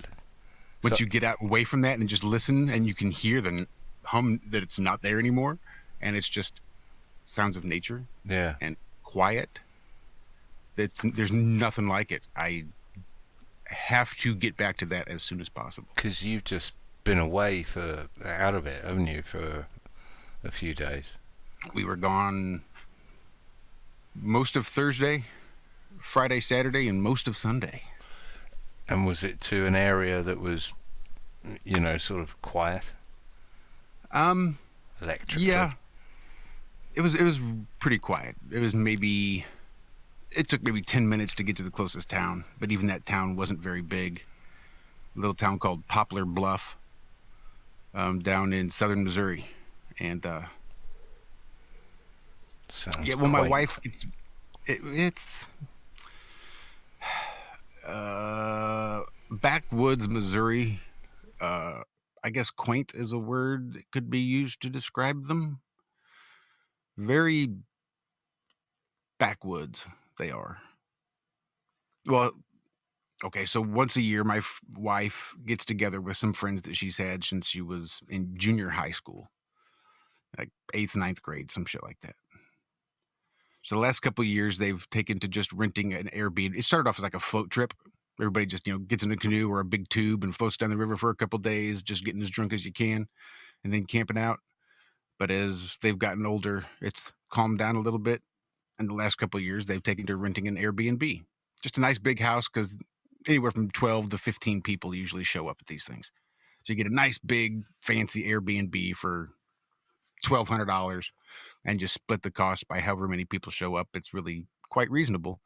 And we all just sit around and have a good time. Well, last weekend was this year's weekend to do it. And I left work at 10 a.m. on Thursday, came home, grabbed our stuff, grabbed my wife, and hit the road. And we got down there maybe around 2. And then about 2:30, I guess. By 3, the car was unpacked. All we had to do was start prepping some food to go through the weekend, just cut veggies and things like that to make it a little bit easier in case we get too many drinks in us that we don't have to worry about playing with sharp objects. So 3 o'clock rolls around, car's unpacked. Dixie says, I'm going to go hop in the pool real quick, cool off, come have a beer, and we're going to start chopping veggies. So she changes clothes, goes to the pool, steps in, slips, grabs the handrail, which is not tight, and the whole handrail moves, and down she goes and sprains her ankle. Cool. Day 1, hour 1, drink 0. Hasn't even managed to open her first beer and has fallen and sprained her ankle. And she toughed it out as best she could, but the next day I took her up to urgent care. And, COVID. Well, first urgent care says that they couldn't see her without a photo ID. And she thinks, well, crap, I must have left mine in my pants pocket back at the house. I'm not about to take this busted ankle and ride back to the house to pick up the ID to ride back here and do this. So we'll just go to the ER. More expensive, whatever. So we get to the ER. And first thing is the lady at the table, the COVID table, the check-in point, wants to take my temperature. And she wants me to lean down so she can shoot me in the head. And I just shook my head, said no, and held my arm out. And I said, you can take it here at the wrist or here at the elbow. And she looked real confused. So she turned and looked at the other gals. Can I do that? I can do that? Really? Right. Had no clue. Like, oh, yeah. It's actually more accurate if you take it there at the elbow. Whatever. So then there's the check-in desk. And they said, okay, go up there and stand at the red line. So I'm looking around. Oh, okay, there's the check-in desk and a sign that says red line on it with the picture of a red line. Okay, cool. So I walk up there. No, you got to sit back here past the red line. And I look behind me, and there's a blue line on the floor. And like one of those retractable barriers, like the single strand webbing barrier that's red. The barrier itself is red. So they've got it sitting on top of this blue line. So it isn't, not even really a line per se, other than just a piece of fucking furniture. Have you been to prison? Have I been to prison? No, I have not been to prison. You have now. Not yet. Not yet. Does FEMA camp count?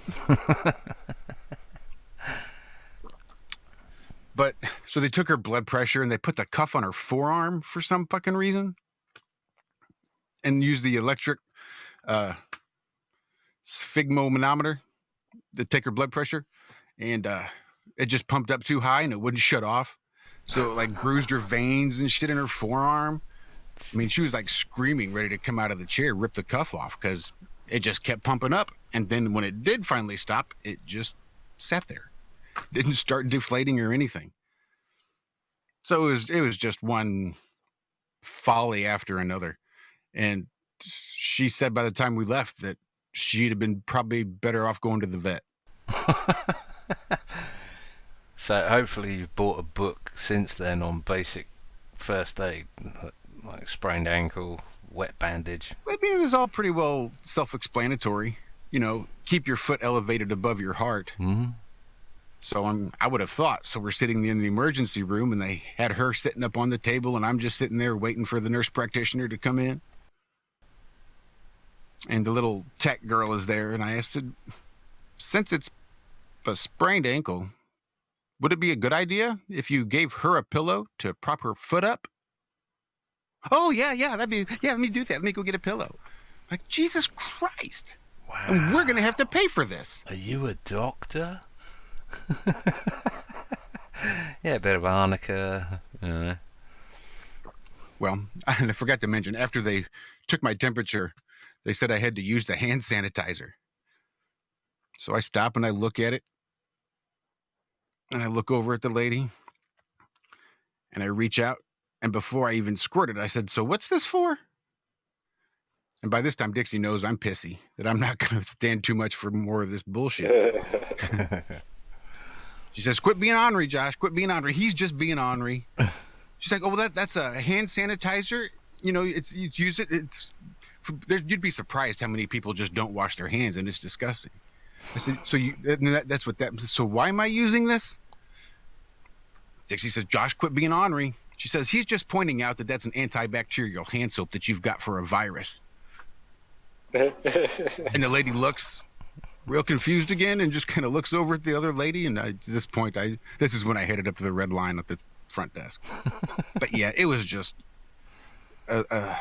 Stay indoors, man. Stay indoors. It's got to be easy. Well, that's the best bit of Mrs. telling you off I've ever heard. Ornery. I've never heard of that. He's being pissy. He's just pointing out that that's an antibacterial for a virus you're worried about. What did she say? Brilliant. What did she call you? Ornery.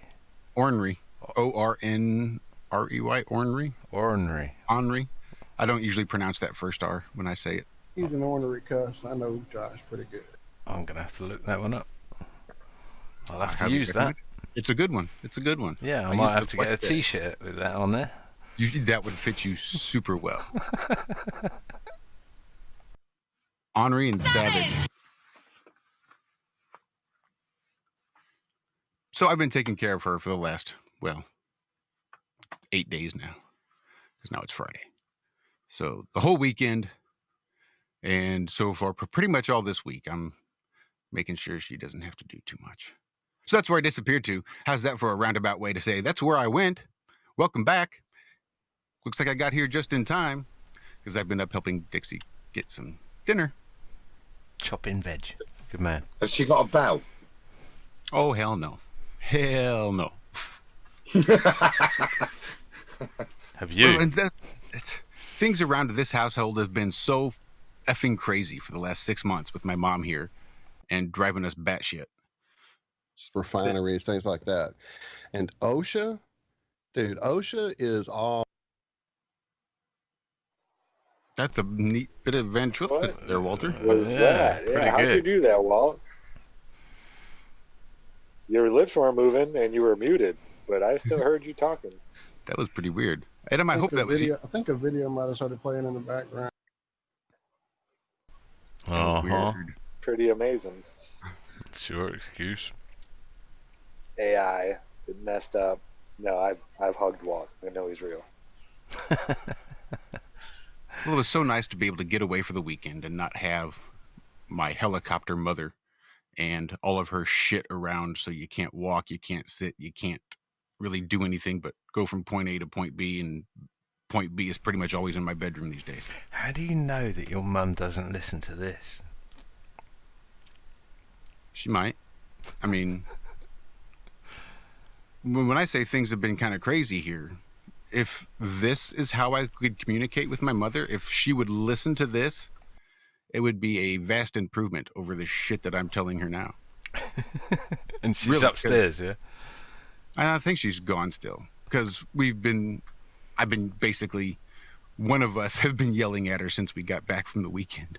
Whether it's me or Dixie or my son, she's been just picking fights, it seems. I can't sympathise with you enough. I could not live with either of my parents, and they're both still alive and ornery. Well, I really wanted to. She's getting up there in age. Her health isn't the best. Her memory is declining. There's lots of reasons for me to be here. But I think the most important reasons that I have are for me to leave. Because the only good relationship I could have with my mother at this point is if I only see her on occasion. It's been too much. It's been 6 months straight. Last night, and so far today, has been the first time she's really gone out of the house and stayed gone. Last night was the first night she has not been here in 6 months. I had the same with my mother. It became blindingly apparent that I could only remain friends with my mum. And me and my mum are good friends, but in small doses, and not in the same house, or even in the same town. But I sympathise, mate. I couldn't do it. It's like if you went back to live with your parents, it would just be wrong. You know what I mean? We're not meant to be in this situation. Although that's not to say having your parents nearby, years ago, 100 years ago, you'd have all lived in the same shack. And but yeah, that's it, John. I think we're supposed to take care of you know? I'm hearing what I'm saying as I'm saying it, and I know it's wrong, but in this day and age, it's totally with the different. programming that's gone on, you know, my parents were born in the 40s, and the programming that's gone, it's just almost a bridge that you're setting on fire behind you. It's just almost no meeting of the minds in between, but it's not the way it was meant to be. The old are meant to teach the young. We're meant to commingle as families, as tribes, as groups. It's it's just all upside down, back to front, as always. And I see Thomas in chat saying, take care of your family. You should be able to stand it. It's your obligation. It's not forever, right? I don't know about all that either. Some people don't get along. And see, I think there's a big difference. I think that we should be taking care of them. But I think that back when we were all living together as a tribe and we were respecting our elders and taking care of our elders and raising our elders up into positions of esteem because of their wisdom, I think there was a certain progression. First, you're a child, and then you go through a rite of passage, and you say, okay, I am no longer a child anymore, so now I do grown-up things. And then pretty soon, when you aren't able to do grown-up things, you say, well, okay, now I'm more of a hindrance. Now I have to change roles, and I have to learn to step back a little bit because I can't do the things I used to be able to do. So if you want to be able to take care of somebody like that, they have to be willing to change roles and realize that they just are not capable of doing what they think they should be able to do. Yeah. No, so it just becomes a battle, and it's a battle to get anything done. You hit the nail on the head. Or fighter. I think you hit the nail on the head. Is that the young people have no respect for the elderly, and the elderly have no respect for the young because they think that because they've been here 65 years or 70 years, I'm 30 years ahead of you, you know nothing. You know, my mum thinks she can change the oil on the car better than I can, even though I've done it 6 times, and she's never been under a car in her life. But because she's 30 years or 40 years older than me, she has to know better. And because I have no respect for elderly, I think she's an idiot. But that's all wrong, yeah. The entire thing is wrong. You should respect these people because they've been around a hell of a lot longer than we have, and they've seen a lot of things. However, most of them still vote. So how much? That's the hard part. With all this brainwashing going on now, it's not like it used to be. No. There's grown-ups, you know, the elderly, that are still acting somewhat like children. I maintain that we are all, to a certain extent, 12-year-olds in adult bodies.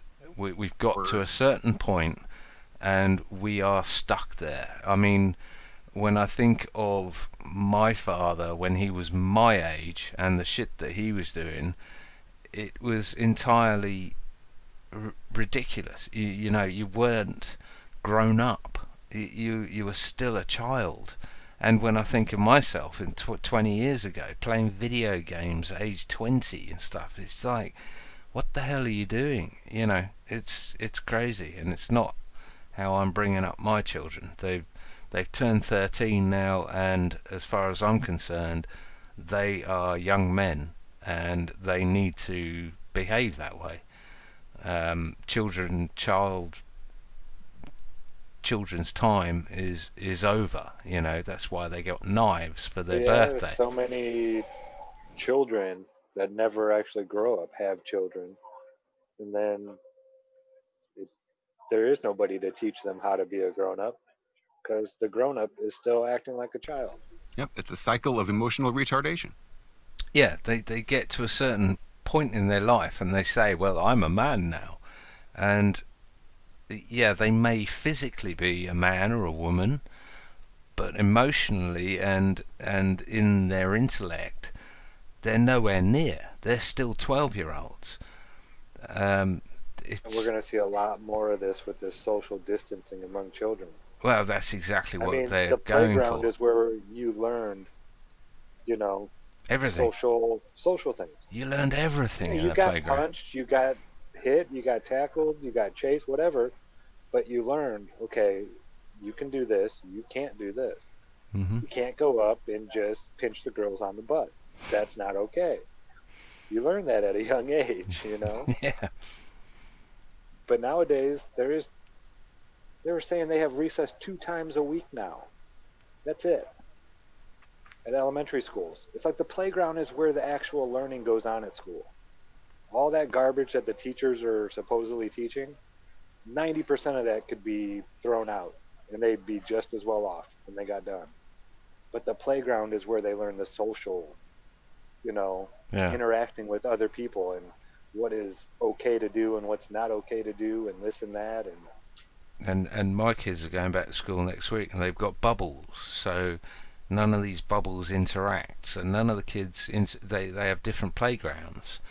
You know, they've got the teachers going around in one way and the students going around in another way, and it's just all segregation again, just like school was when we were kids. You know, you were in your year and you get taught according to your year, rather than in the old days you know, the 6-year-olds would be hanging around with the 15-year-olds, and the 7-year-olds with the 19-year-olds, and the 90-year-olds with the with all of them. You know, you would learn something from all of them. There was no age segregation or curriculum, UN-based curriculum to deal with. It was natural. It was natural, and we've lost all of that to the point where the old can't stand the young can't stand the old, the police hate the public hate the police,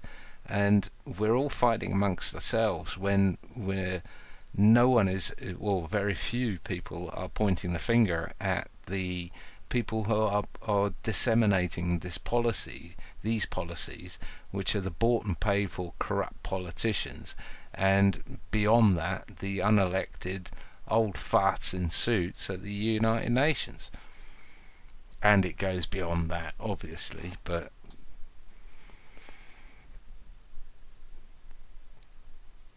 all back to Rome.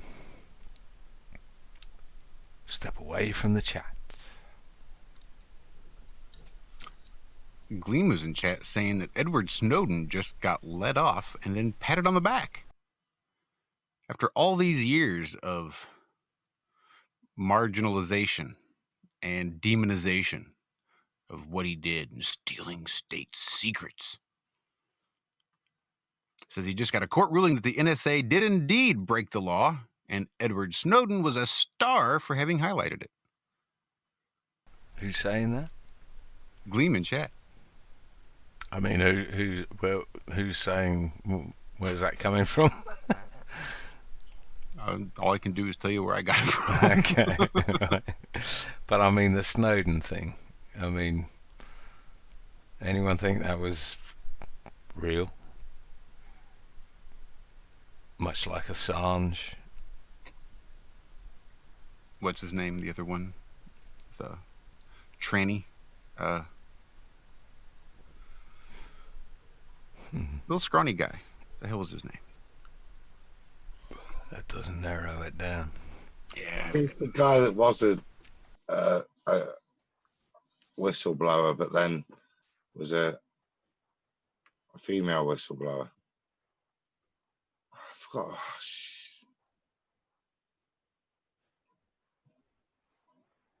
yes, that's it. Chelsea Manning. Oh, well done. Thanks, Lucas. That could have been painful. I'd have never got it. I'd have sat here in silence for the next 45 minutes. Pissed off I can't think of it. The reason I went quiet, John, was actually, as you were saying what you were saying, that came up from Gleam. I was thinking it's only Snowden, but from America leads, you know what I mean, in so many things, and you talk about Assange and stuff, but for Snowden, who was vilified so much, if that's true, then that's quite a significant statement from a state, or backtracking on principles, actions, and the way you should behave, if that is true. But it's like everything else, though, isn't it? You know, they've had backtracks. I mean, I've got a thing on my blog about 41 conspiracy theories that came true. No one gives a shit. They could backtrack all they want. They could say, yeah, the Queen is a serial child trafficker, her kids are all pedophiles, and, you know, this could be even admitted in mainstream media, and people would just be like, yeah, well, that's weird. Must be fake news. What a weird story. Huh. Where's my mask? That's what I mean. You can get away with anything at the moment. It really doesn't matter what is said.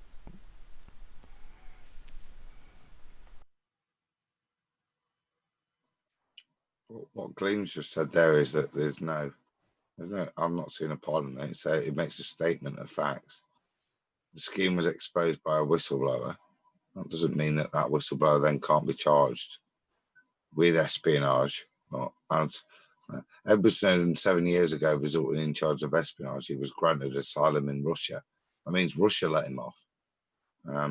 All that says to me is that the states accepting a statement of fact of what we already know has gone off. But, and a court has now accepted those facts. It doesn't mean Snowden's been exonerated or even lauded for his actions, does it yet? No, I mean, he's still, I mean, technically he broke the law.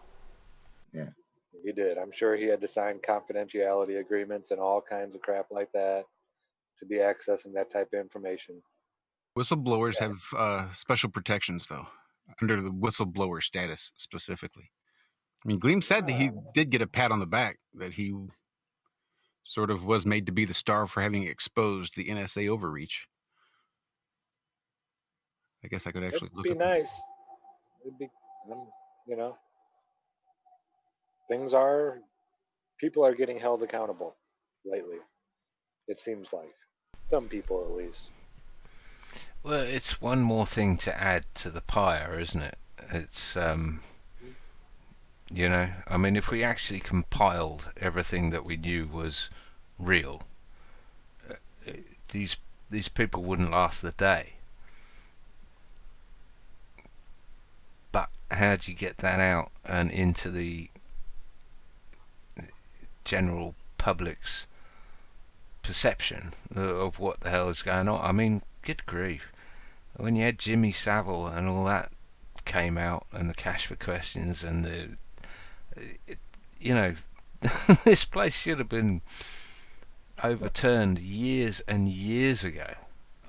That's I agree, John. That's kind of why I'm not poo-pooing it, but if we lived in the world where we're interpreting it to what we think that means, or what we'd hope it means, the reality is they'd be coming out and saying Edward Snowden is a model citizen. His actions all Americans should follow in any walk of life to whistleblow on any form of corruption.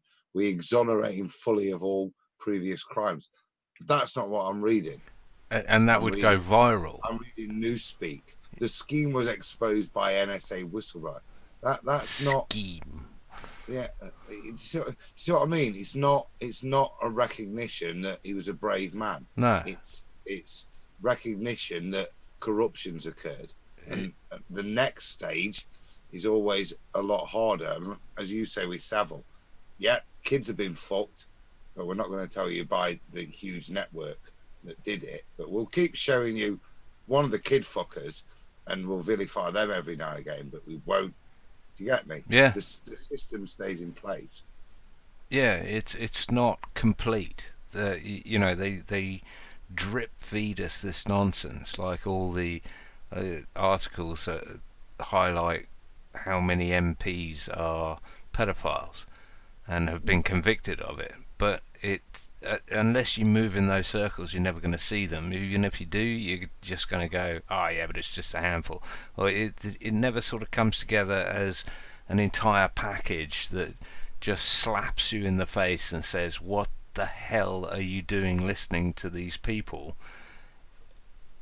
And put your fucking stupid mask down, you idiot. You know, this shouldn't. It's just, like I say, it's moving deck chairs on the Titanic. It's just pointless unless you're tackling the root problem.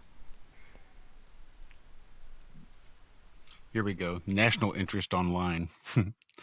If the president were to pardon Edward Snowden, then he would risk encouraging similar vigilante behavior that puts at risk the very sensitive information and operations, meaning American interests and lives, that the U.S. national security system is intended to protect.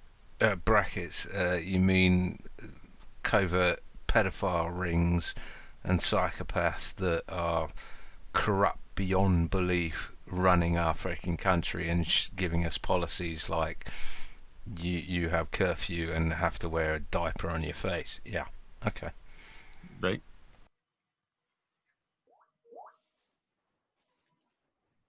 And I mean, this should have happened a long time ago. These aren't even the laws that I'm really all that, or the mandates or whatever, that I'm really pissed about. When they tell you you're not allowed to feed homeless people, yeah, that pissed me off. I mean, this and is the actually point. Threw a guy in jail for it. Two and different times. collecting rainwater off your roof and shit like this. This is the point, though, Zach, is that there must be something more at play here, i.e. we're being either brainwashed, programmed, MK ultured, or literally poisoned to not react, like fluoride being introduced into penal colonies to subdue the inmates. I mean, this is, we've literally got to the point where we all realise that we should have broken years ago and have had some sort of Bastille Day, but we're all sitting here wondering why no one else has broken. Which makes me think that we have literally been altered in some way to be placid. Well, I think this speaks a lot to what Adam has said once upon a time, and about the whole idea of slavery in general. This idea that you could corral all of these people and get them to do your bidding under the threat of death and just have zero repercussions, just seems unfathomable to me. It doesn't make the least bit of sense that you would take whips and torture and death and killing and just mass genocide of people because they're not working hard enough for you. You are what you eat, people. And what do a majority of people eat? Frickin' cattle. I think we've gone past the. I think they've achieved, excuse me, that first stage, Josh, of not working hard enough. They broke family life. You know, they broke the family structure so that a woman isn't there for the family. It's a necessity that two adults work to bring up kids. It's been structured so that in such a way that your hourly rate isn't worthy of you as a man being able to look after your family. They've already done that bit. It's the next stage, I think, is the moral breaker that, and this is what we're being tested with now, I think, which is state compliance against all logic and sensibility. Are you compliant enough? Walk down the high street and you'll see the percentage yourself. It's very local, I would imagine, because it is such a mind-altering thing. Are we now going to say no, enough's enough, or are we just going to be led by the state completely, so that today black is white, but tomorrow white can be black? You know, it is getting to that Orwellian state of control that they're trying to impinge, and this is huge what they're doing now in terms of the mandating of masks, as we've seen in Australia, the mind control, that if you speak out, there's a chance that an armed person who the state will back in their illegal actions will come and disrupt your family life. That's the threat of what Australia has been shown. Are they going to, this is the question, are they going to crumble down, or are they going to stand? And it's coming to us all, but I think that's the stage we're at now. They've already broke us, haven't they? You know, we already can't live as a family should live to survive in this system. I think we're shell-shocked. I think that I think most of us, there's a portion of us that saw this coming a mile away and have been screaming about it forever, like us. And we're shell-shocked. And then there's the vast majority that screamed conspiracy theorist and tinfoil hatter, and they're shell-shocked, trying to rationalise why this isn't what we said it was going to be years and years ago. And I'm sitting here proudly wearing a hoodie with Peacekeeper written on it, which was an organisation or an attempt years ago by a guy, Kai Holloway, that offered people the opportunity to be voluntary peacekeepers, and they would show up. You were at the arrest of was it Birken? What was it, Adam? The arrest of the judge, Birkenhead. No, I wasn't there at that one. That I didn't get to. But you know the peacekeepers, right? Yeah. Well, I've got a peacekeeper top. Yeah, I mean fundamentally, the reason peacekeepers were there was that even back then we realised that even amongst three people, 10 people, 50, there'd always be one that wasn't part of us that would try and goad the crowd. And as you get bigger and bigger crowds, it was necessary for folks to be aware of what the crowd, because the crowd mentality, it is always less than the average intelligence of everyone there. And when you've got lots of people, it instigators. So peacekeepers are basically a response to what the state does, which is throw in disruptions to try and get peaceful people with genuine actions to, in moments of elation or frustration, do things they wouldn't ordinarily do of their own free volition. It was to root out the agent provocateurs, Yeah, and also to to show a united front against the police, the policy makers, or the policy whatever the hell they are these days. I don't know, but it was, yeah. I think there was merit in that, and I think we need a group of peacekeepers. These are like the militia in America, except they're armed and they've at least got some teeth. But over here, in numbers, at least the peacekeepers were, they were there to stop any, or at least show a force of unity against any policy makers that would overstep their mark. I don't know. I think we need a revival of the peacekeepers. Not my plan, but I remember the next stage was, and this is a replication of the states model, would be for voluntary peacekeepers to be available to enforce the rule of any common law court, and I think in replacement of what was it, the enforcement from the states. Yeah, that's what I mean with this Earth United thing, where they want 100,000 people in each country to simultaneously conduct common law courts. They're going to need a body of enforcement. There's no way around it. There's not enforcement as in violence or anything, just a show of hands, like you said. Put your body out there. Enforcement.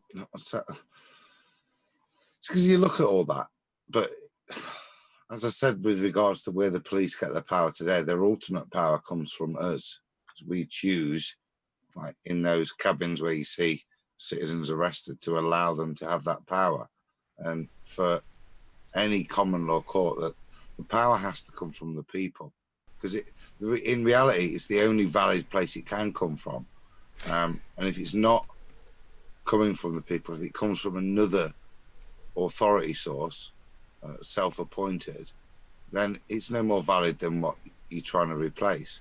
Well, I would say the police, the policy makers, or the policy enforcers, they get their power from statutes and acts, which have to be called statutes and acts because they're not laws. Whereas our peacekeepers get our power from law, as in do no harm. as in, protect the vulnerable, keep the truth. These are fundamental axioms of law that have worked for however many years. The laws or the acts and statutes that the police are enforcing are words said by politicians who do not have the power to make law. So I think we come from a far more powerful position in terms of we're on the side of right, as opposed to you're not allowed out after 8 o'clock at night, or you're more than 5 kilometers away from your residence, we're going to charge you $20,000 as a fine, or you're driving 3 miles over the speed limit, you didn't hurt anyone, but we're going to nail you $600 to keep our coffers up so that we can employ more brainwashed policy enforcers to enforce more policies that we're creating by the thousands every month, as opposed to peacekeepers which was initially the role of the police, was to keep the peace. It's that simple.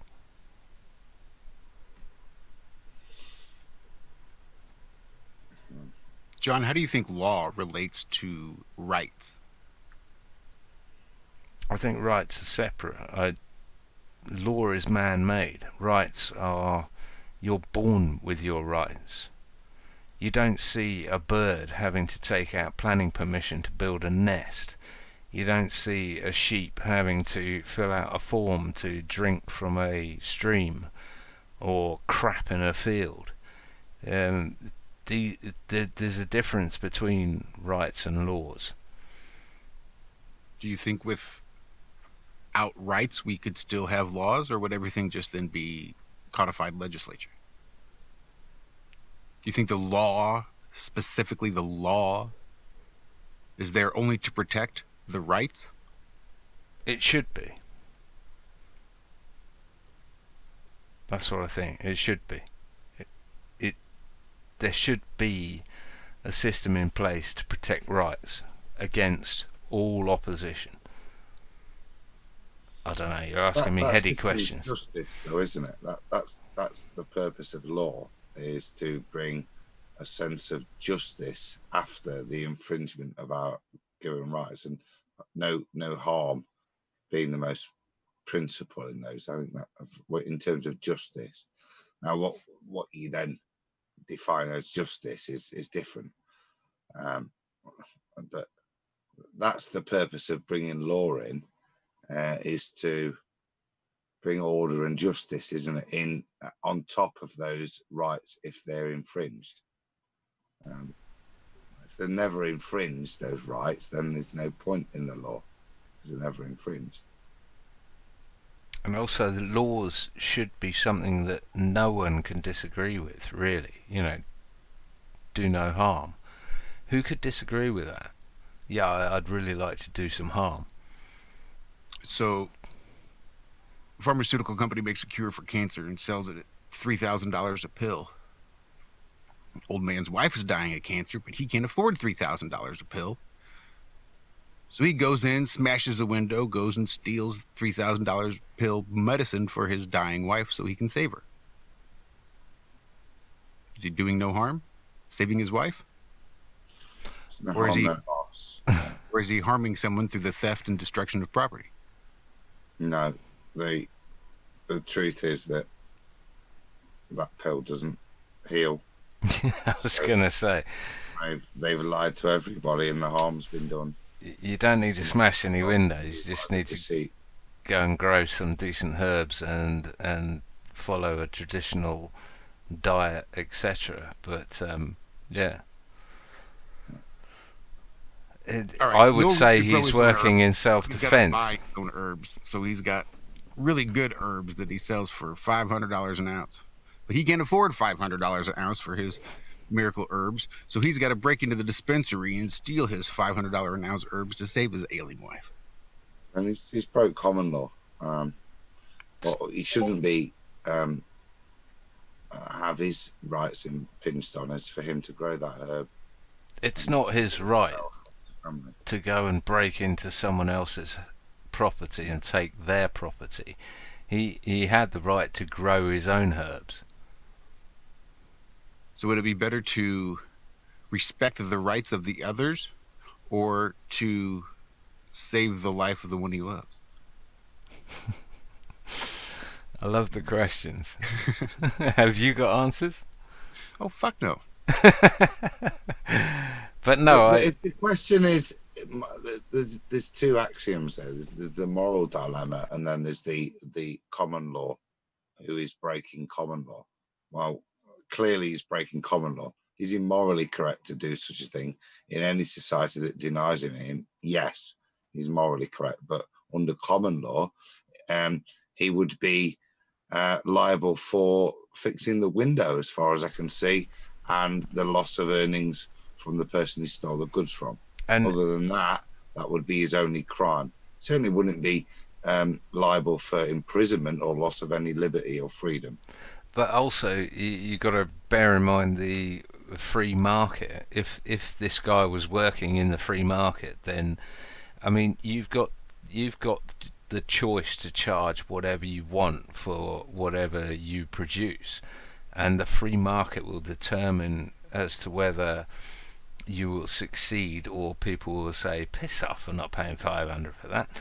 That's So right. And that's how you get sick old ladies dying in the street, while the rich dispensary owners just raking the bucks from the few rich customers they only need to survive. But so they can keep their prices high and gentrify out everybody else, because fuck them. Exactly, because they have a license to grow the weed to sell for $500. But in a free market society, there wouldn't be a license to grow weed and make this product. And I know from personal interaction that there are enough people within just the flat earth community that would be making this stuff. Zach himself has made the stuff and made it available for free, because they have that sort of mentality. You will always get the asshole who is trying to sell it for $500 and your poor farmer can't afford it. But that doesn't mean he has the right to go and smash his window in and go and take his $500 weed or whatever.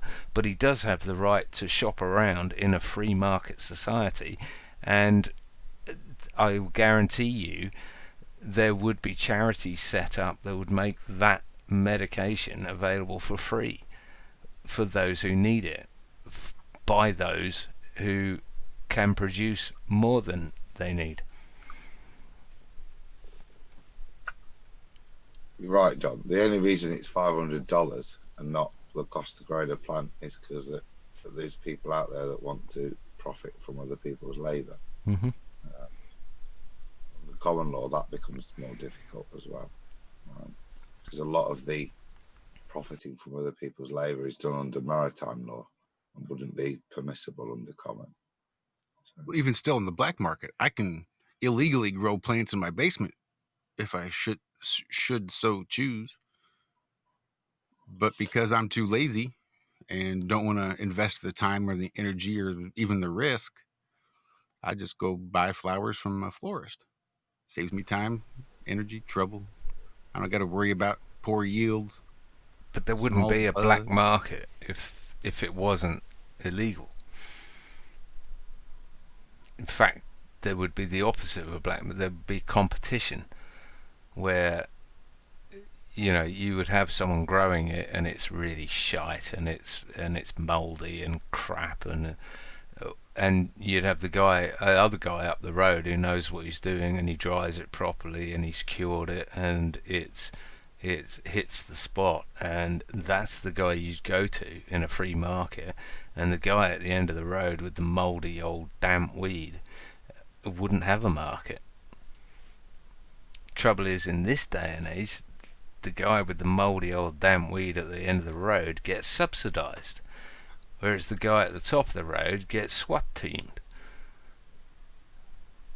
that's not a free market. We've never lived under a free market. We've never ever experienced a free market. Anyone alive here on this call has never experienced a free market. And that's how this country was supposed to be set up and founded. It wasn't supposed to, you weren't even supposed to need a piece of paper with your name on it. You were just a man. If you had a bushel of apples on the side of the road, you sold those apples. There That's was no right. license, there was no business. You had to start and this and that and taxes you had to pay. That's Wasn't it another plant, a tea plant, that caused half the trouble, the taxing on that? You know, that's. And if you had a diner at the side of the road and you used GMO everything and had abominable meat or whatever the fuck they call it, then you would go out of business because what you're selling is shite. The fact is, today you only have the option to go to the abominable meat factory and buy this bullshit, and that's all you can shove down your throat. You know, you think you're drinking coffee, but if it's coming from a name brand coffee house, it's not a free market, and it's not coffee, and it's not good for you.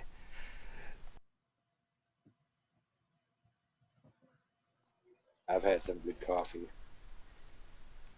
But then again, we get into this whole thing of liability. And what if you think you're growing coffee, but instead you're growing poison, and you've accidentally poisoned several thousand people and killed them all? Well, the big corporations have no liability.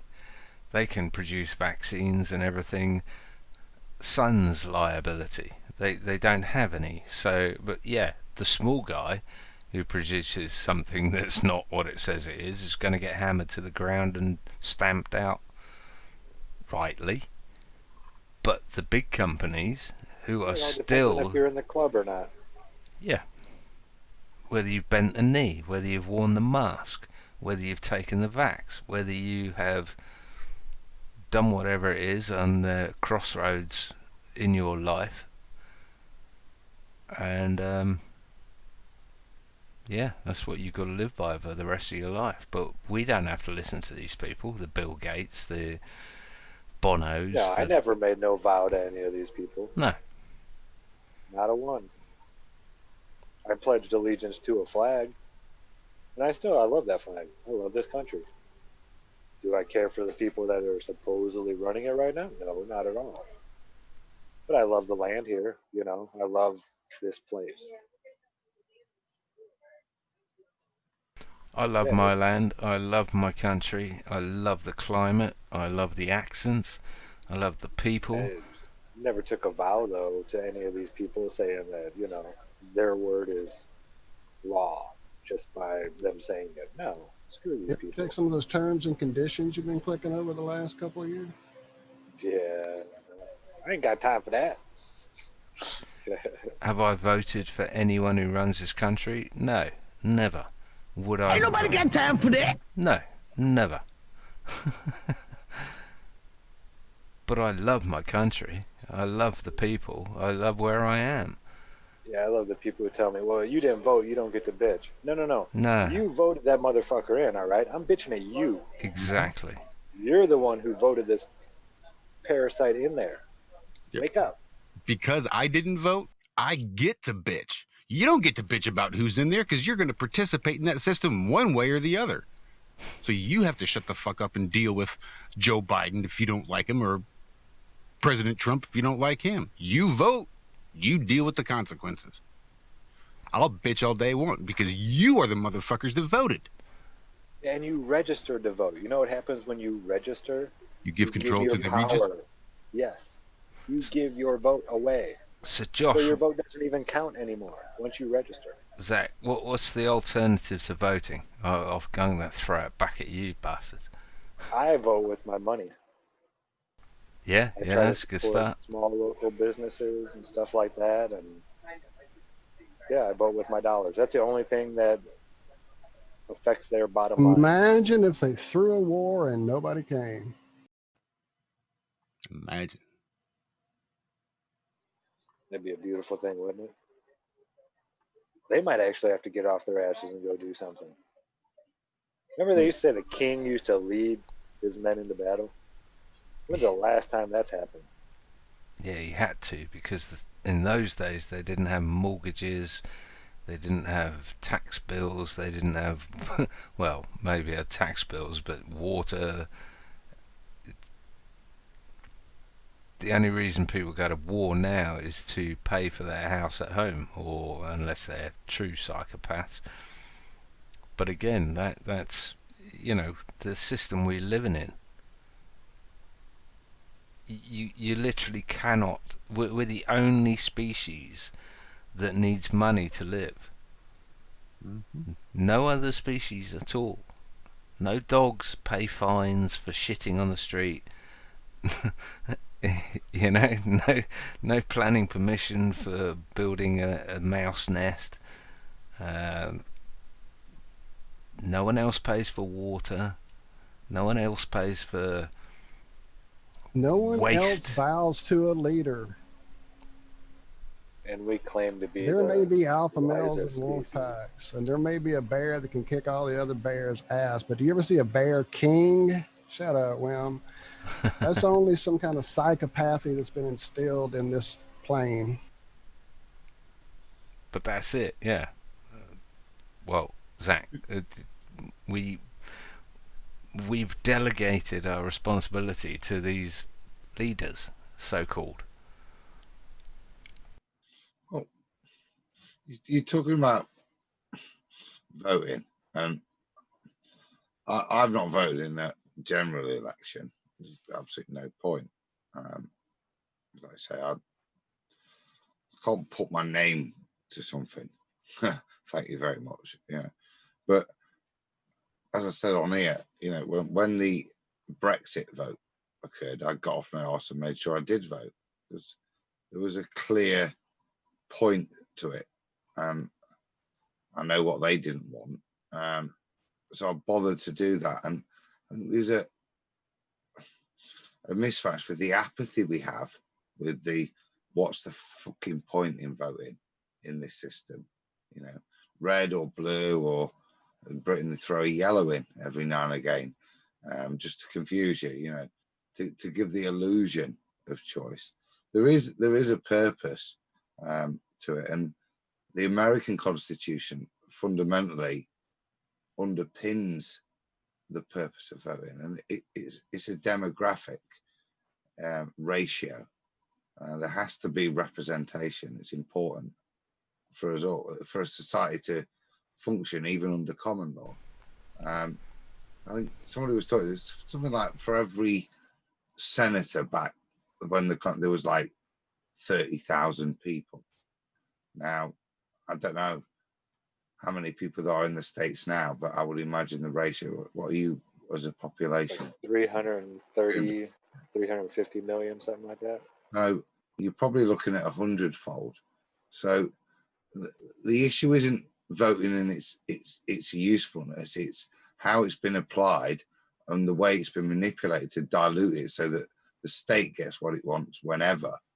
If voting had a purpose and it was actually representative, then I think, I don't know what else we can lean to. There has to be a point where we agree on, so we have to agree on something or have a way of agreeing on something. But there was a point in to dilute that. That representation that was originally in the Constitution and the ratios that were set up have a function to me, but no longer are they relevant, because we don't have representation, and that was what it was supposed to be, not voting. It's about being represented. Well, I do know that in India, a friend of mine in India was telling me about, I can't remember how many years ago it was, but so few people turned up to vote that they had to have a referendum, and it changed everything in their country. I don't know how. That's what I'm talking about. Yeah, I mean, should have happened last Stop playing the fucking game and throw all the pieces off the board. And what are they going to do? yeah, I They'll mean, have to change. surely there is something, and I don't know this. I'm throwing it out there, but surely there is some sort of statute or act or something or declaration that says, you know, if so few people turn out to vote, you don't have a mandate to rule. So I know we hear of figures of people not voting and voting, and etc., but is there not some sort of stipulation that says unless, you know, more than 10% of the country come out and vote, then, you know, it's like your neighbour saying, well, I want to be president, vote, and, you know, puts it out to the whole street, and one person goes, yay, I vote you as president, and no one else bothered to vote because it's just your dumbass neighbour saying come out and vote. Surely there isn't, John, is it? I don't know. The only things you have is to certainly in the UK is to spoil your ballot. Now, even if everybody turned out and spoiled the ballot and one person voted for a candidate, that candidate would win. Yeah, now, but that's spoiling the ballot, though. That's it but can be morally hold on. abhorrent, but In order to even get to the ballot, you have to register to vote, and this is where I think they get you.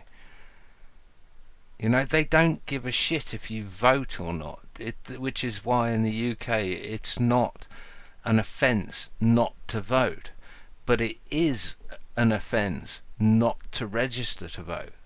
So I think in your registering to vote, you are giving them the mandate, whether you vote or not. See what I mean? Like in Australia, they you push can that get at the fined. DMV every time I go. Are you sure you don't want to register to vote? Yeah. You don't have to. Well, I found out I was registered to vote when I've never registered to vote. Yeah, I went and checked mine after you told me that, and I'm still not registered. I think it's they the have act a of website registering. over here. Everybody in the U.S. can go check to see if they're registered or not, and blah blah blah. And words have meaning. Registering to vote, i.e., you're giving away your right, your property, in order to vote. So, as in registering your car, registering your house, or registering your child's birth. Registering But yeah, is... when you go into jury duty and you sign your little waiver, your register form for giving the judge the power to give the verdict. And Exactly. actually, that power belongs to the people. Exactly. I mean, to register to be a witness or a member of a jury, if you're signing away your right to the judge, then you've signed away your right as a jurist. That's the whole point of being a jurist. Yeah, you're pretty much an observer now. That's it. Yeah. Well, yeah, you're on the... I mean, we did say the guilty, not guilty thing. You know, we had to come up with that decision. But, yeah, the judge handed down the sentence and all that, and that should have been up to us. And I really, you know, we gave this guy a felony, which means he can't own, possess a firearm anymore. He can't vote. There's all kinds of stuff that you can't do when you get these certain labels put on you. And that was one of the hardest things ever. I was trying so hard to just, but in Indiana, you touching someone that does not want to be touched is assault. Me putting my finger on your shoulder and putting 5 pounds of pressure on your shoulder is considered assault in Indiana. And I bet that doesn't account. That doesn't count for the police. I bet they can put any amount of pressure on you, and it will never be considered assault. Well, it depends. You know, they have to be within their powers to do so. With these body cams now, I've seen a lot of cops losing their their jobs and their livelihoods from getting a little physical. And yeah, it's rightly so. You don't go touching people you're not supposed to. Just like we have to follow those laws, they have certain rules they have to follow. Yeah. And it's nice that there's someone being held accountable now. Yeah, I've Even heard though you there are saying quite that. a few I of think their that's body great. cams that go missing. There's so many people out with cameras now. It's, who that'll just see a cop on the side of the road pulling someone over, and they'll just go up and start recording. Like Autumn, they'll pull their car over into a parking lot and get out and just start recording the police. I think that's brilliant.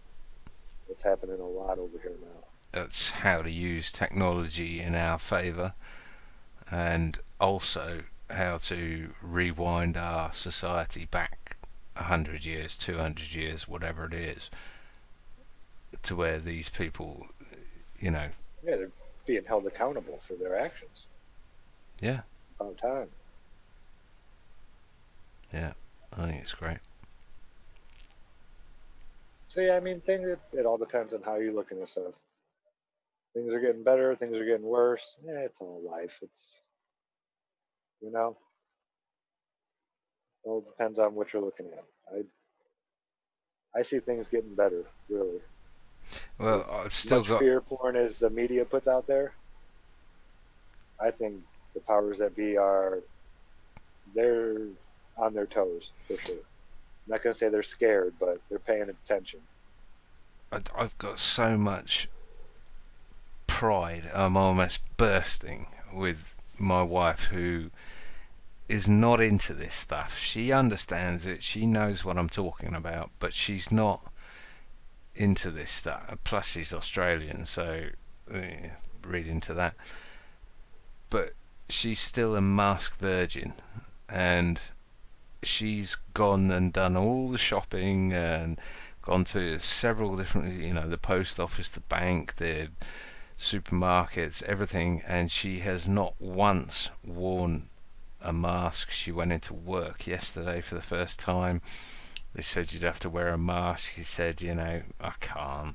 And they said, okay.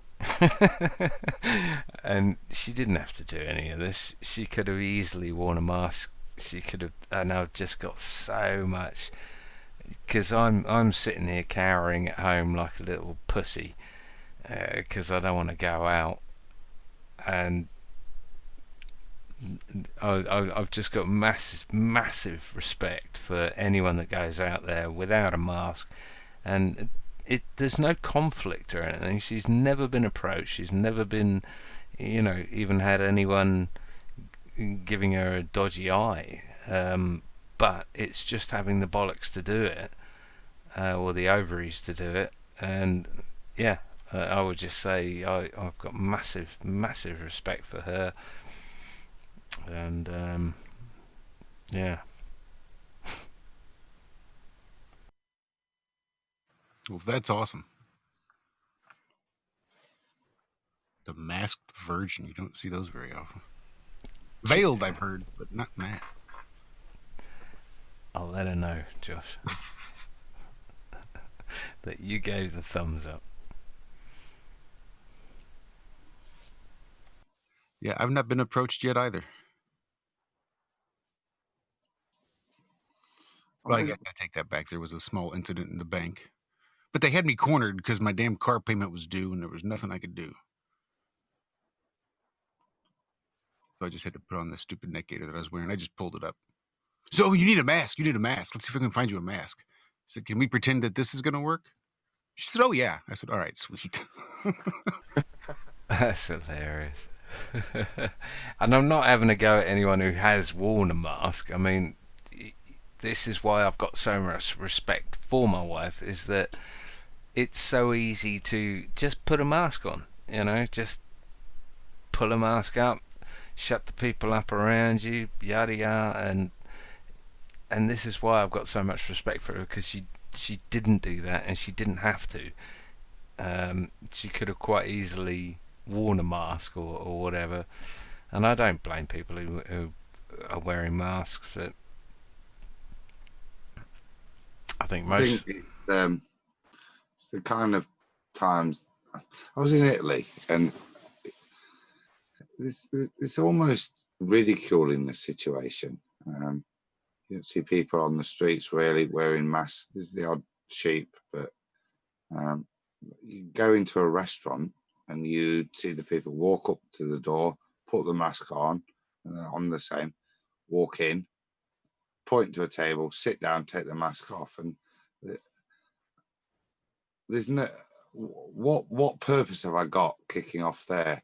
Actually, the more you see that, the more everybody starts to relax, and by the end of the evening, people who were first obeying the state rules, that were getting up to go to the toilet, putting a mask on, walking to the toilet, none of that happens by the end of the evening. And I think there's a kind of underwritten understanding. You don't have to make a big stand when society then behaves flagrantly, taking the piss out of it by its own natural behavior. The state's undermined, and I think, like I said, the only place that it needs undermining isn't in the media; it's in the minds of the populace, and that's what matters. That by the end of the evening, you're laughing at it. It's nonsense. There's nobody there obeying these rules. You do it because you got to go in, but look, there's no police about now. You know, I'm in Italy, and there's forms you sign, yeah, which is quite interesting when you look at the legal point, because the form isn't to say anything other than if the police walk in and I'm not obeying the rules, I accept full responsibility. It's nothing to do with the restaurant. Yeah, that's the admittance. Yeah, not anything else. Not I'm putting anybody at risk. That it's bullshit. And it's funny, if we reject it and it's like we're getting on an aeroplane. You only do it where there is no alternative, then it becomes a farce in and of itself. It's like driving 71 on a UK road. Nobody drives 71 unless you're pissed. You know what I mean? Everybody drives normally. And, you know, which is about 80, isn't it? And that's the funny thing. Yeah. I mean, no one drives 150 down the motorway because they'd be a fucking idiot to do it. But you can quite happily drive 80, 85, and you know. Nobody walks up and down an aeroplane, John, with a cold sneezing on everyone on every individual seat, do they? Yeah, and no one goes snogging anyone with a cold. It's like that. But we can also say we don't have to be wrapped up in bubbles and have life taken away from us for us to survive. Yeah, isn't it healthy also to interact with all these other, viruses and diseases out there, so we can build up antibodies against them and our immune system is stronger then? Totally. That's how you get an immune system. Well, yeah, I mean, this has been like medicine for how long, and now it's all backwards. Nobody can touch each other. Everybody stay away. We can't share our germs anymore. That is so backwards. That's an oxymoron. Like, what's going to happen to a chicken pox party? Yeah, I remember having chicken pox parties. I didn't get bad enough the first time, and I caught them again later that year. We were the carriers for my cousins and all, because we picked it up at school and then gave it to each other as siblings. And then my mom took us all over to my cousins, and they all came over, and we all played and cut up and wrestled. And we were the carrier monkeys. And it is. I mean, if you get it as an adult, it can be real dangerous. One of my mom's friends, he had him down in his lungs. Like, it was just real bad. Yeah, I had them down my throat, dude. It was rough shit. As a kid, I had it all down my throat. That shit was horrible. Oh, I can still remember the taste of that stuff they had me gargling with. TCP. Well, but whatever that, I'll say I looked in a bit more into it. Whatever that kind of stuff is, whatever it isn't, it's kind of irrelevant. What they're trying to do is stop us mingling, stop us being human beings. It seems to be the mandate. It's kind of disrupting real life. I've talked about how they've already broke up the family unit. They've disrupted that and perverted that. So the what is normal in that in so many ways.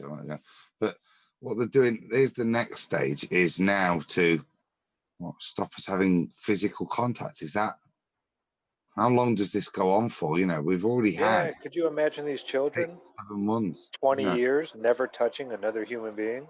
What about the poor kids who are about to have their first year at primary school? Yeah. Kids?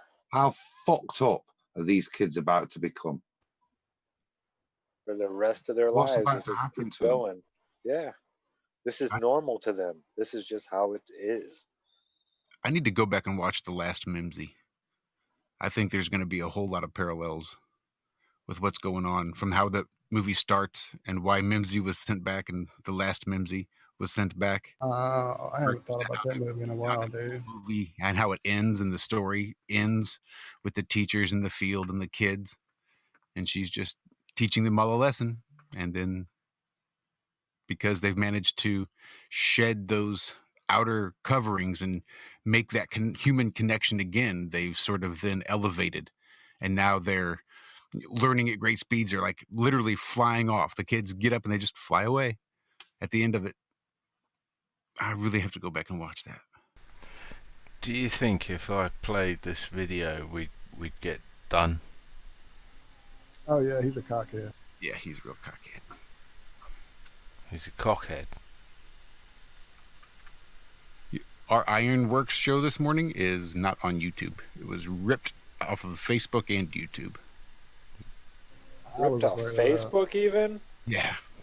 Facebook's not surprising. They don't have any real good, I don't think, algorithms with determining copywritten music. So it's just kind of a...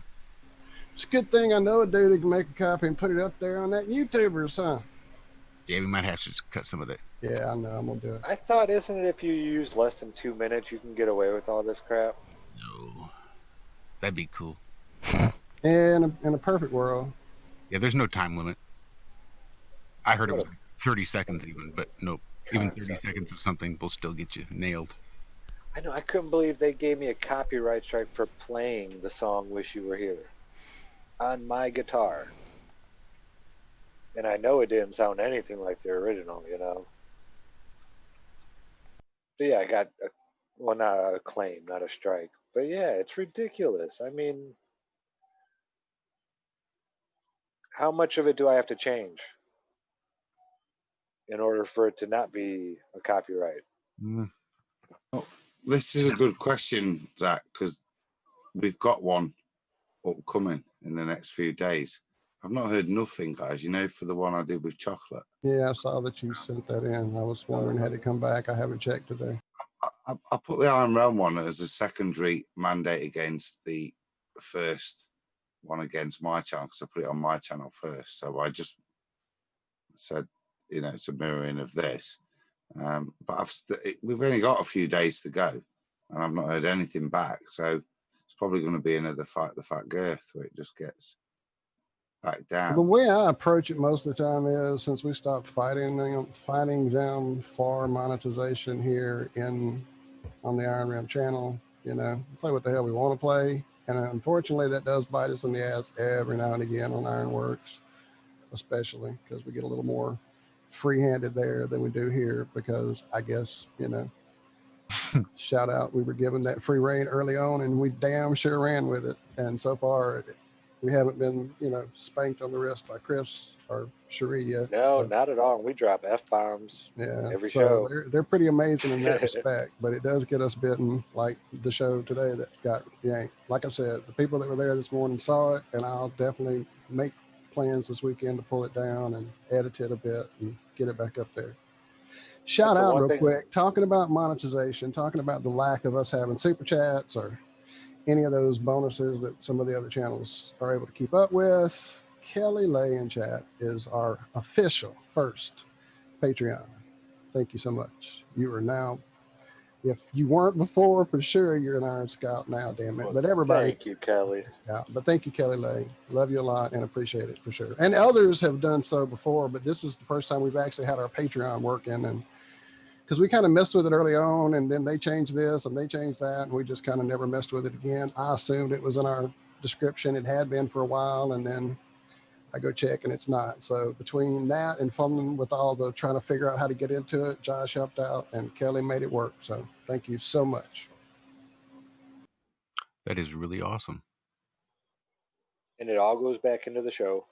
I'm about to tell you, that's where it'll be headed to. Yeah. It, for sure, everything that we've been given by the generosity of the watchers and listeners has gone right back into apps to keep it as flowing as we can. I mean, you know, you're going to get the patented Iron Rim pregnant pauses. That's part of the package for you.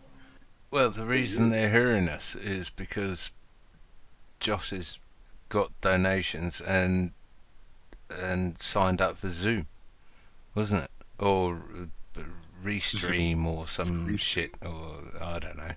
Yeah, I think, didn't they pay for Zoom as well? Or was that your out of pocket? I'm pretty sure that was me.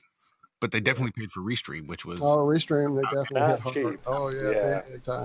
Zoom was you, yeah. You got overtime and you went out and spunked a couple of $100 on Zoom.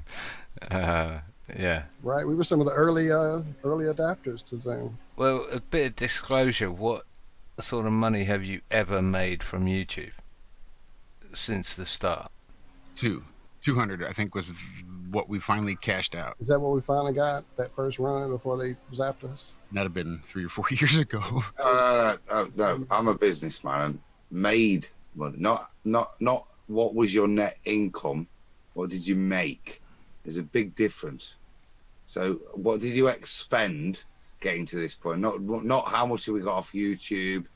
I'm down shitloads. I don't know about you. Me too. I'm down thousands. Right. Well, see, I didn't look at it as a businessman would there. Indeed, sir, Adam. So yeah, for all the toys I bought to make videos and stuff, yeah, I'm way behind. I never looked at it that way. It's all about the love that comes flowing back in and has been, and meeting you amazing dudes and hanging out, and Cammie and the family we've made. That's all this has been about. Good Lord, if this was about money, we'd have quit the first couple of weeks. Well, that's it, isn't it? I mean, literally, if this was about money, well, it's clearly not about money because we're still here. That's what I'm saying. We're still here with the family, truly, that stays and that loves us and come hang out, and we love y'all. And but my God, to we'd that, be here without you talking to that each other, first but we're glad you're Patriot. here too. Oh wow, that's amazing. I'm really happy for you guys. Well, it's for us, John. But yeah, John's not part of Iron Realm Media, remember? So he's a lone algorithm AI all in his little world. He's not a part of Iron Realm Media. He's just managed to make it for 99.9% of all the shows over the last 5 years as a as a non-participant, right? I'm an annexed AI, whatever it is. Dear IRL. And on that note, I'm gonna bail out. Shit, he's got Time to go for the now. first goodbye. It got too warm and fuzzy. We overloaded his algorithms. That's it. If John's doing one as well, I'm going to hit this out because I said, COVID or not, I've still got to run the line tomorrow. I don't know. Things are back to normal, frankly. We're all pretending. Awesome. Well, you have an awesome time out there, man. I know you got to enjoy that stuff.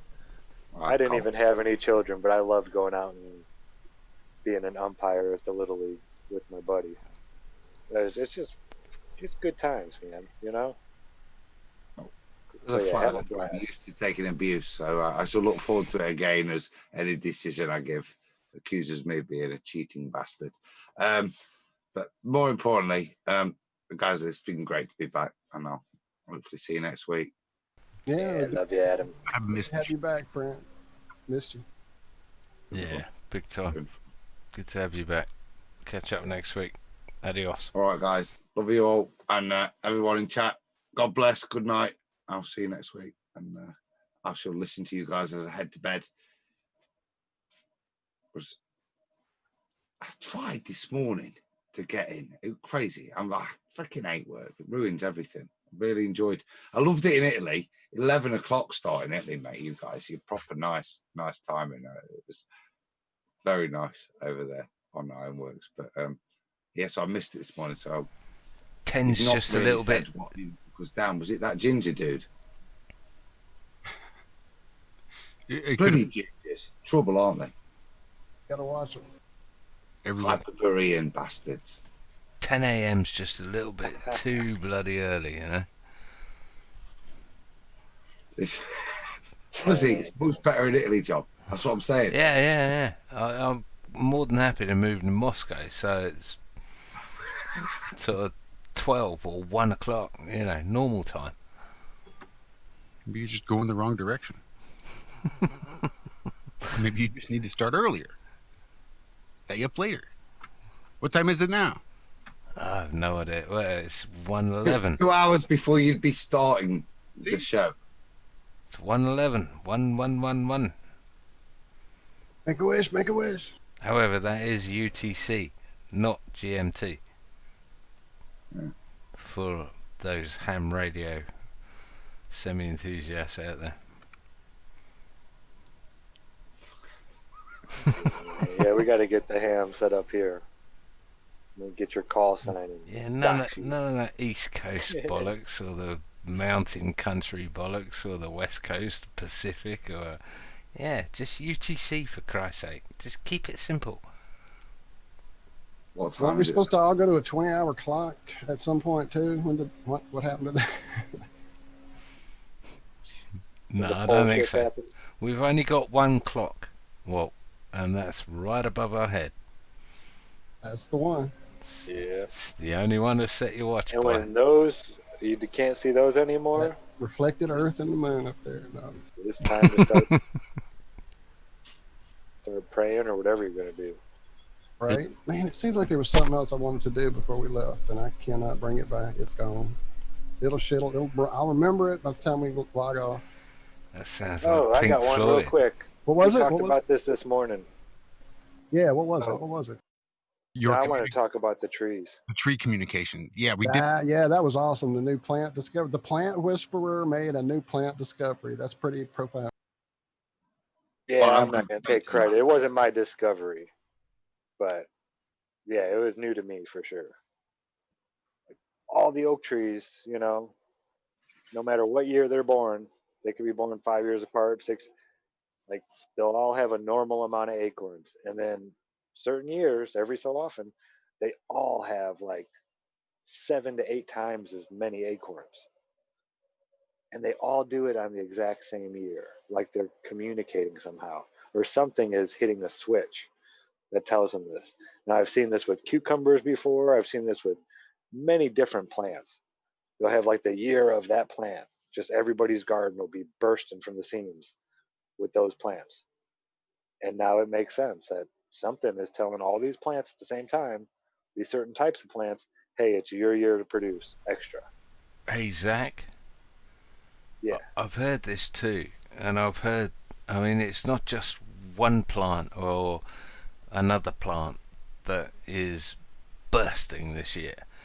I mean, I'm hearing reports all over the world that everyone's plants are bursting. And I've also heard that this only happens when you're headed into a really deep winter. Right? Have you heard that? Yep. That's what my grandma used to say. Right, so, it's like bears hibernating.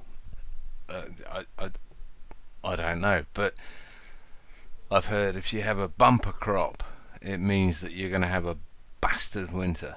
So, on that It note, didn't happen this year. It wasn't like crazy this year with the acorns. And it's weird because different plants are like on different years. right. Okay. And the way that one guy was explaining it all had to do with, okay, there's this many nuts every year, so the squirrel population could only be so high because there's only so much food out there. Well, on these years where they go extra, all these squirrels are in heaven. They have nuts planted all over the place. They went and buried them all over, but they can't even eat all of them. There's so many. So a lot of these nuts that they buried actually turn into oak trees, further away from the tree than they would have been. So is it the plants doing this? Are they all getting together and saying, hey, we need to spread out. We need more oak trees. We're going to produce a bunch so the squirrels can go spread them out for us. I think nature is a lot more intelligent than we give it credit for. Don't know what that means. Absolutely. I concur. Yeah, 100%. Absolutely. We still learn new things from nature every day. I was about to say, every time I talk to you, Zach, it seems like I learn something new about plants or seeds or nature. I just need to put it into practice. That was more sound, not intelligent, but sentient. You know what I mean? That what you're describing, that's really. Yeah, it's like there's something out there, like some being or their beings themselves communicating. Seems like I remember reading, of course, I don't know the source. Maybe it was actually a good source. It may have been Terence McKenna, but talking about how there's like this fungal layer. I can't remember the name for it. Actually, I used to know it. That's all through the forest. That is like the connection. The mycorrhizae or something. Kelly Lay just put it in chat. Kelly Lay in chat. Yeah, I just went back to chat and saw that same thing. Yep, that's exactly it. It's like their version of synapses and connections for nerves, and that's how the trees communicate. They use that system. Of course, the root system for trees is pretty vast under there if you get down to the tiny filaments too. So, and then there's wind that carries little pollen messages back and forth between trees. So I'm sure there's quite a bit of communication that we have no clue about. Well, that was awesome. And that was cool as far as this morning show, but that wasn't the thing I was trying to remember. I know that wasn't it. Nuka just reminded me. I even had the email pulled up on a tab and I forgot. So our buddy. Wait. I'm still good. I've got to go back. You don't want to hear this? You need to hear this. All right. I was going to hear it in bed, but yeah. Listen to the show tomorrow then. Sent this letter to me earlier this week, and I meant to read it on the show and just didn't, and now I definitely want to after the amazing show, Adam coming back, everybody just being warm and fuzzy, looking at you, John. This was from Nuka Dema, my buddy Nuka Cola. I can't even talk right now. I don't know how the hell I'm gonna read. Hey guys, I wanted to write in to you guys to express how much you've all changed my life during my journey to finding flat earth and learning to live with the depressing realities that come with it. It started with just one random day I was watching 9/11 conspiracy videos. Honestly, the conspiracy is that people say it's a conspiracy. And random flat earth videos kept popping up in my recommended feeds. One day I decided to click on one and that turned into two and two to too many. See what I did there? And then embarked onto the library and reading about all these theoretical math formulas that I just took as fact. And by the end of the week, I had to accept the unescapable truth. I was lied to through my own ignorance, accepted the lie as fact.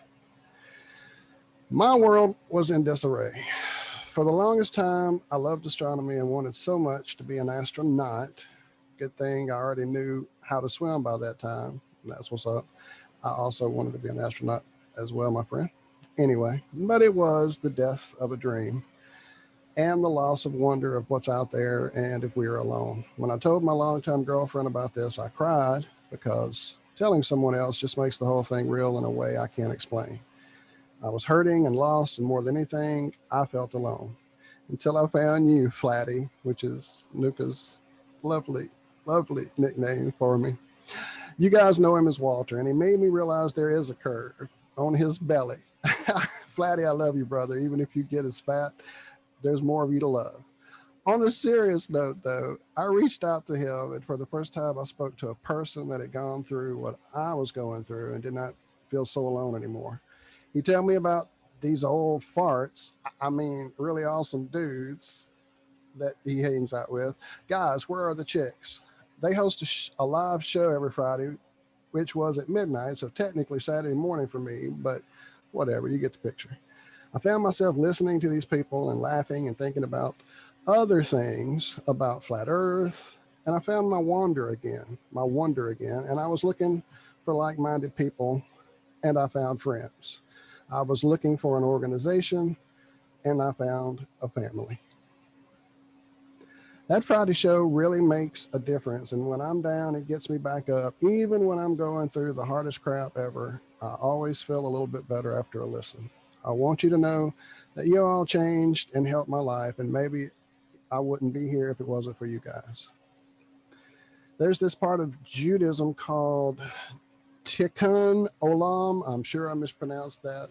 Tikkun Olam, which is the idea that the world is broken into pieces. And I remember hearing once in a movie that maybe we're the pieces and we just need to find each other. I'm glad IRM was a piece I found, and pray that you guys continue. Regards, Nuka. I love you, brother, a lot. Thank you so much for that. It was truly a blessing. Beautiful. Sweet words, cuz. That warmed my heart. Yeah, man. I don't know. Thank you. It means a lot. I'm glad you made me stay now. I feel good. Yep. I'm glad you did too, friend. And I'm glad you're back. I missed you a lot, Adam. Thank you all. Love you all. Love y'all. Have a great weekend. We'll see you next week, Tuesday at the earliest. If you guys missed last week, we did do a premiere. You guys feel free to head on over to the channel and check out the premiere that we put up with me on the WID podcast.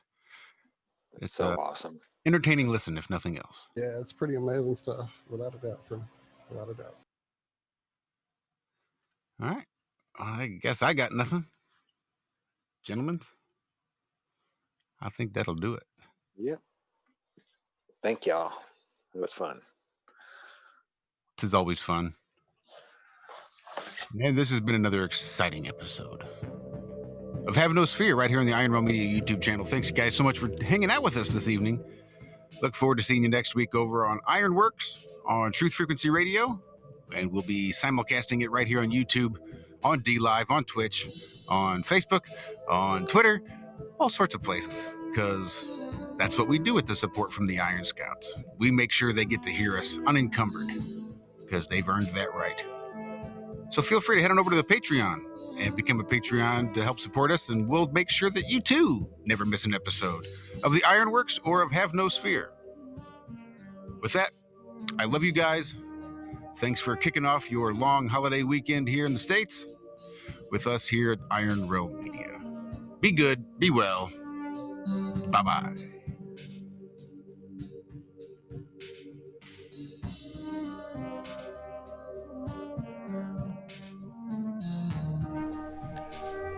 Stay human. You forgot that.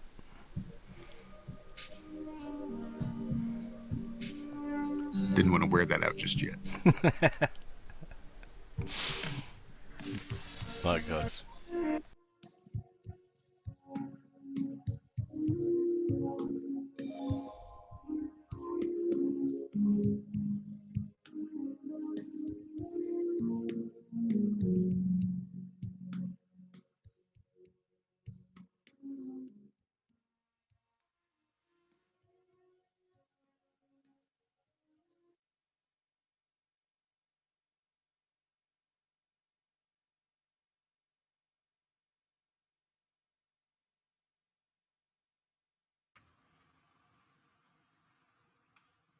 Should be good. No, thank God for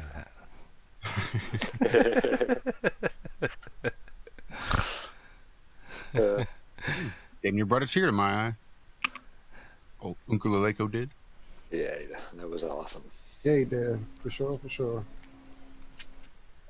Even Kelly Lay. Apparently you've been instrumental in her awakening as well.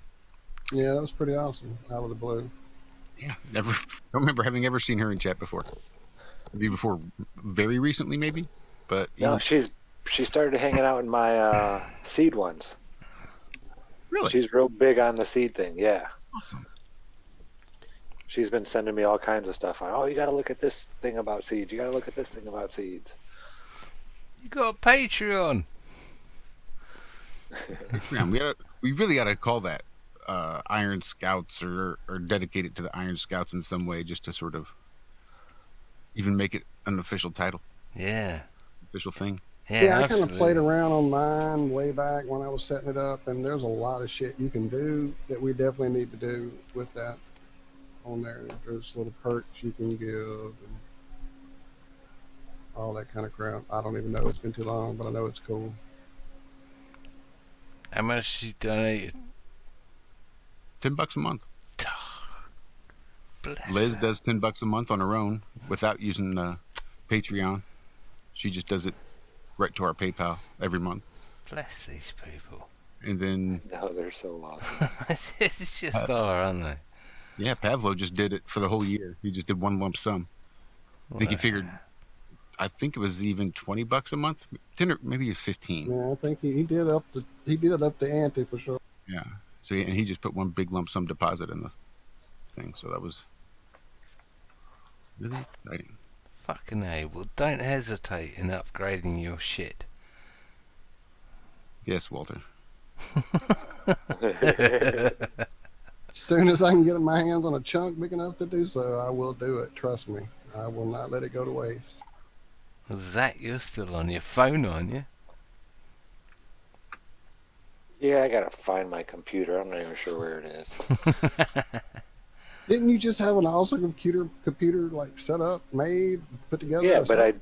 just moved, and it's So you don't- stuck up in a. It's just, yeah, it's just stuck in a box somewhere. Okay, I thought like, oh shit, what happened to his computer? Okay, cool. No, it's still there. It's just, it's there. I'm not sure where. But needs Of a all the people that PowerPoint. use Restream, all the people that have bought and used Restream on a weekly basis, we are in the top like 23, 24%. Wow. Maybe 26, 27. Maybe it's on the other side of that 25% mark because it was like 72 or 73%. I think we stream longer and have more interactions, more messages or something than like 73% of the rest of the Restream users. Wow, that's pretty So good. we hit 1,000 tonight. Well, over 1,000 messages on Restream tonight. Hey? Nice. Messages or viewers? Chat messages. It counts the chat messages. Get a little Oh, right. notification I've got hit you. 100, and then another notification at 1,000 that I can tweet out should I so choose. Well, Maybe I've got to say, I think the tortoise and the hare analogy has to ring true here. We've not. You laugh, but yeah, No, I love it, man. It's perfect. I mean, we're just Turtles all the way plodding down, man. along. We're just plodding along.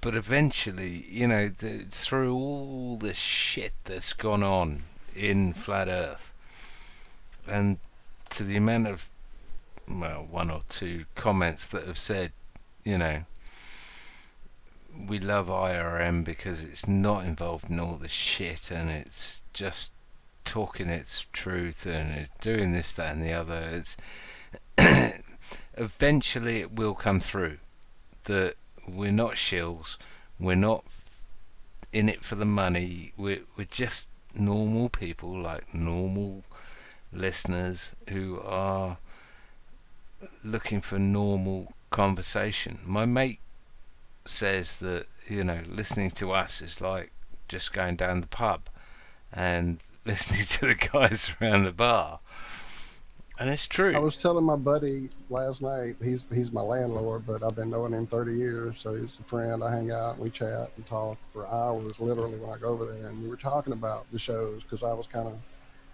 wiped from the show when I went and saw him from Tuesday's show. I hadn't napped yet, and telling my little routine, how we do it, and he's like, yeah, y'all don't, I listened to a couple, y'all don't talk just about Flat Earth, y'all talk about a lot of stuff. I'm like, well, yeah, I've been telling you that, you know. And he said, and it felt really like y'all just all know each other, like y'all are all in the same room, but y'all are like everywhere, right? I told him that before, that we're all, you know, in England and Australia and all that.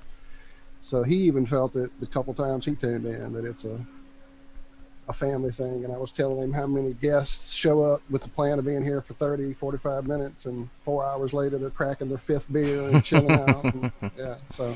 Well, no, I agree. I think it's a slow burn. You know, that's how I see it. It's a slow burn. It's slow to start. It's sometimes you can get into it and it's just fucking incredible. And it's slow to finish, and it's just one of these. But it strikes you as being legitimate, as being what we are, which is just normal people talking. Genuine. Yeah, genuine. Yeah.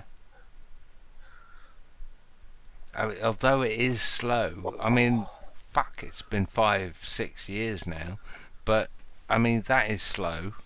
Yeah, even in terms of slow, that's slow. But we're on the right track. It has brought so much quality to the point that Josh can go on a show and invite Bob and Jared onto that show without it being a big issue. Or we can drop a text, or I can drop a text to James True and he pops in, or we drop a message to Martin and he's here in 5 minutes. Yeah. So, you know, we have that burn has worked for us. That slow burn, I think. Yeah, and as frustrating as it is to those who want fast burn, it is the slow burn. They can go somewhere and get all the hectic shit and then come back and chill with us. Yeah, because they will come back. When they burn will. out, though, yeah, right. Exactly. When they do burn out, and we've seen this in the last 6 months. When they do burn out, they are more than happy to listen to fuckwits like us just dribbling on about nonsense, or you know, important things. I'm kicking us in the balls. Natural flow of it, not just trying to hit points and being. I rather had fun talking a little boxing tonight. Yeah, and that was awesome. Yeah, exactly, and not you know. I mean, tonight is the first night we've hit the Patreon thing ever. And, you know, that was 5 years into it. She did you know, and we're like, exactly, like, someone we got else. one somewhere. I'm like, let me go find it. Yeah, and I've got no problem with that at all. That was the first 2 or 3 dead pauses when Josh was gone and I didn't realize he was gone. That was me digging through everything going, okay, I know we have a PayPal. I know we have a Patreon. How the fuck do I get in that shit? Because, dude, I haven't touched it in probably 2 years, 3 years. I would love to see you guys earn enough or get enough bolster from Patreon to be able to, you know, make this manageable. I would love to see that. Yeah, I'd love to do Iron. Well, that's like earlier. I don't remember day. even who it was in chat now. It may have been, I don't think it was Kelly. I don't remember who it was, but they were saying, you know, kind of like wish for your computer and it'll fulfill itself kind of thing. And it's like, I don't even know enough tech crap to even know what to get or wish for or money price or any of that. That's going to be your helping me out, John. So, but definitely, you know, it's just, if I could get something that would allow, like last Friday, Josh didn't, he needed to go and do his thing, and then I could have streamed, and it would have been an issue if Adam wasn't Just around. something that could cope. Just something that can get it done. I don't want to have, I'm not sitting here trying to make CGI movies and shit. I just want to make a fucking good show that I can not have to stress over opening too many tabs or having to share a video or sounds or something. Yeah. And even above and beyond that, I wish you guys could have an actual living, you know, it paid for your heating or it paid for your that would be a dream there. fucking rent or something. I don't care, but I mean, you deserve it without a doubt. It's gotten me out of some pinches a time or two, like when I needed an alternator that I needed to get when the car died on us, and it was like, shit, what do we do? Because we were in a bind, and I'm glad to hear it. I'm glad some to of the hear it. IRM money saved my ass for sure. Yeah, I'm glad to hear it. But it'd be so nice. I mean, you know, for a couple of $1,000 a year, you could update your hardware, your software, your subscriptions, yada yada. See, that would even make me happy, is just to figure out what I need to either unplug and replug something in, or just whatever with what Josh sent. Because I mean, it's a freaking, when my brother looked in there, he's like, yeah, man, you should be able to play blah, blah, blah with me, blah, blah, blah with me. Some games that he's into. Like, I don't even know what they are because I don't play computer games. And I just never have been able to get it to work good enough to do the show, let alone to do extracurricular, gaming or any of that shit. So if I could just get it functional, I'd be happy, let alone getting something with new bells and whistles. Yeah. I think it's awesome. I think it's great. I'm happy that we're not making a splash. We're not making too many ripples. But people are listening to us, Oh, yeah. And if you look at the people we usually get in that are listening, like you said, Martin and quality. Karen B and Bob and, all these, the big names. Yeah, it's quality.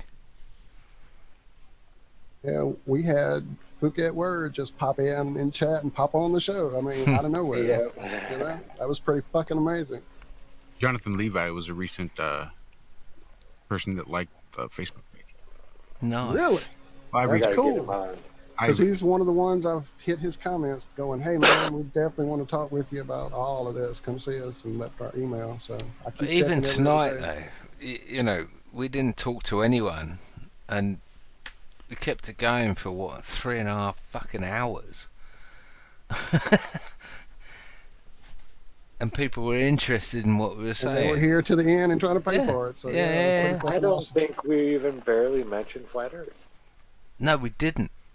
Except for the fact that there's not much going on in Flat Earth.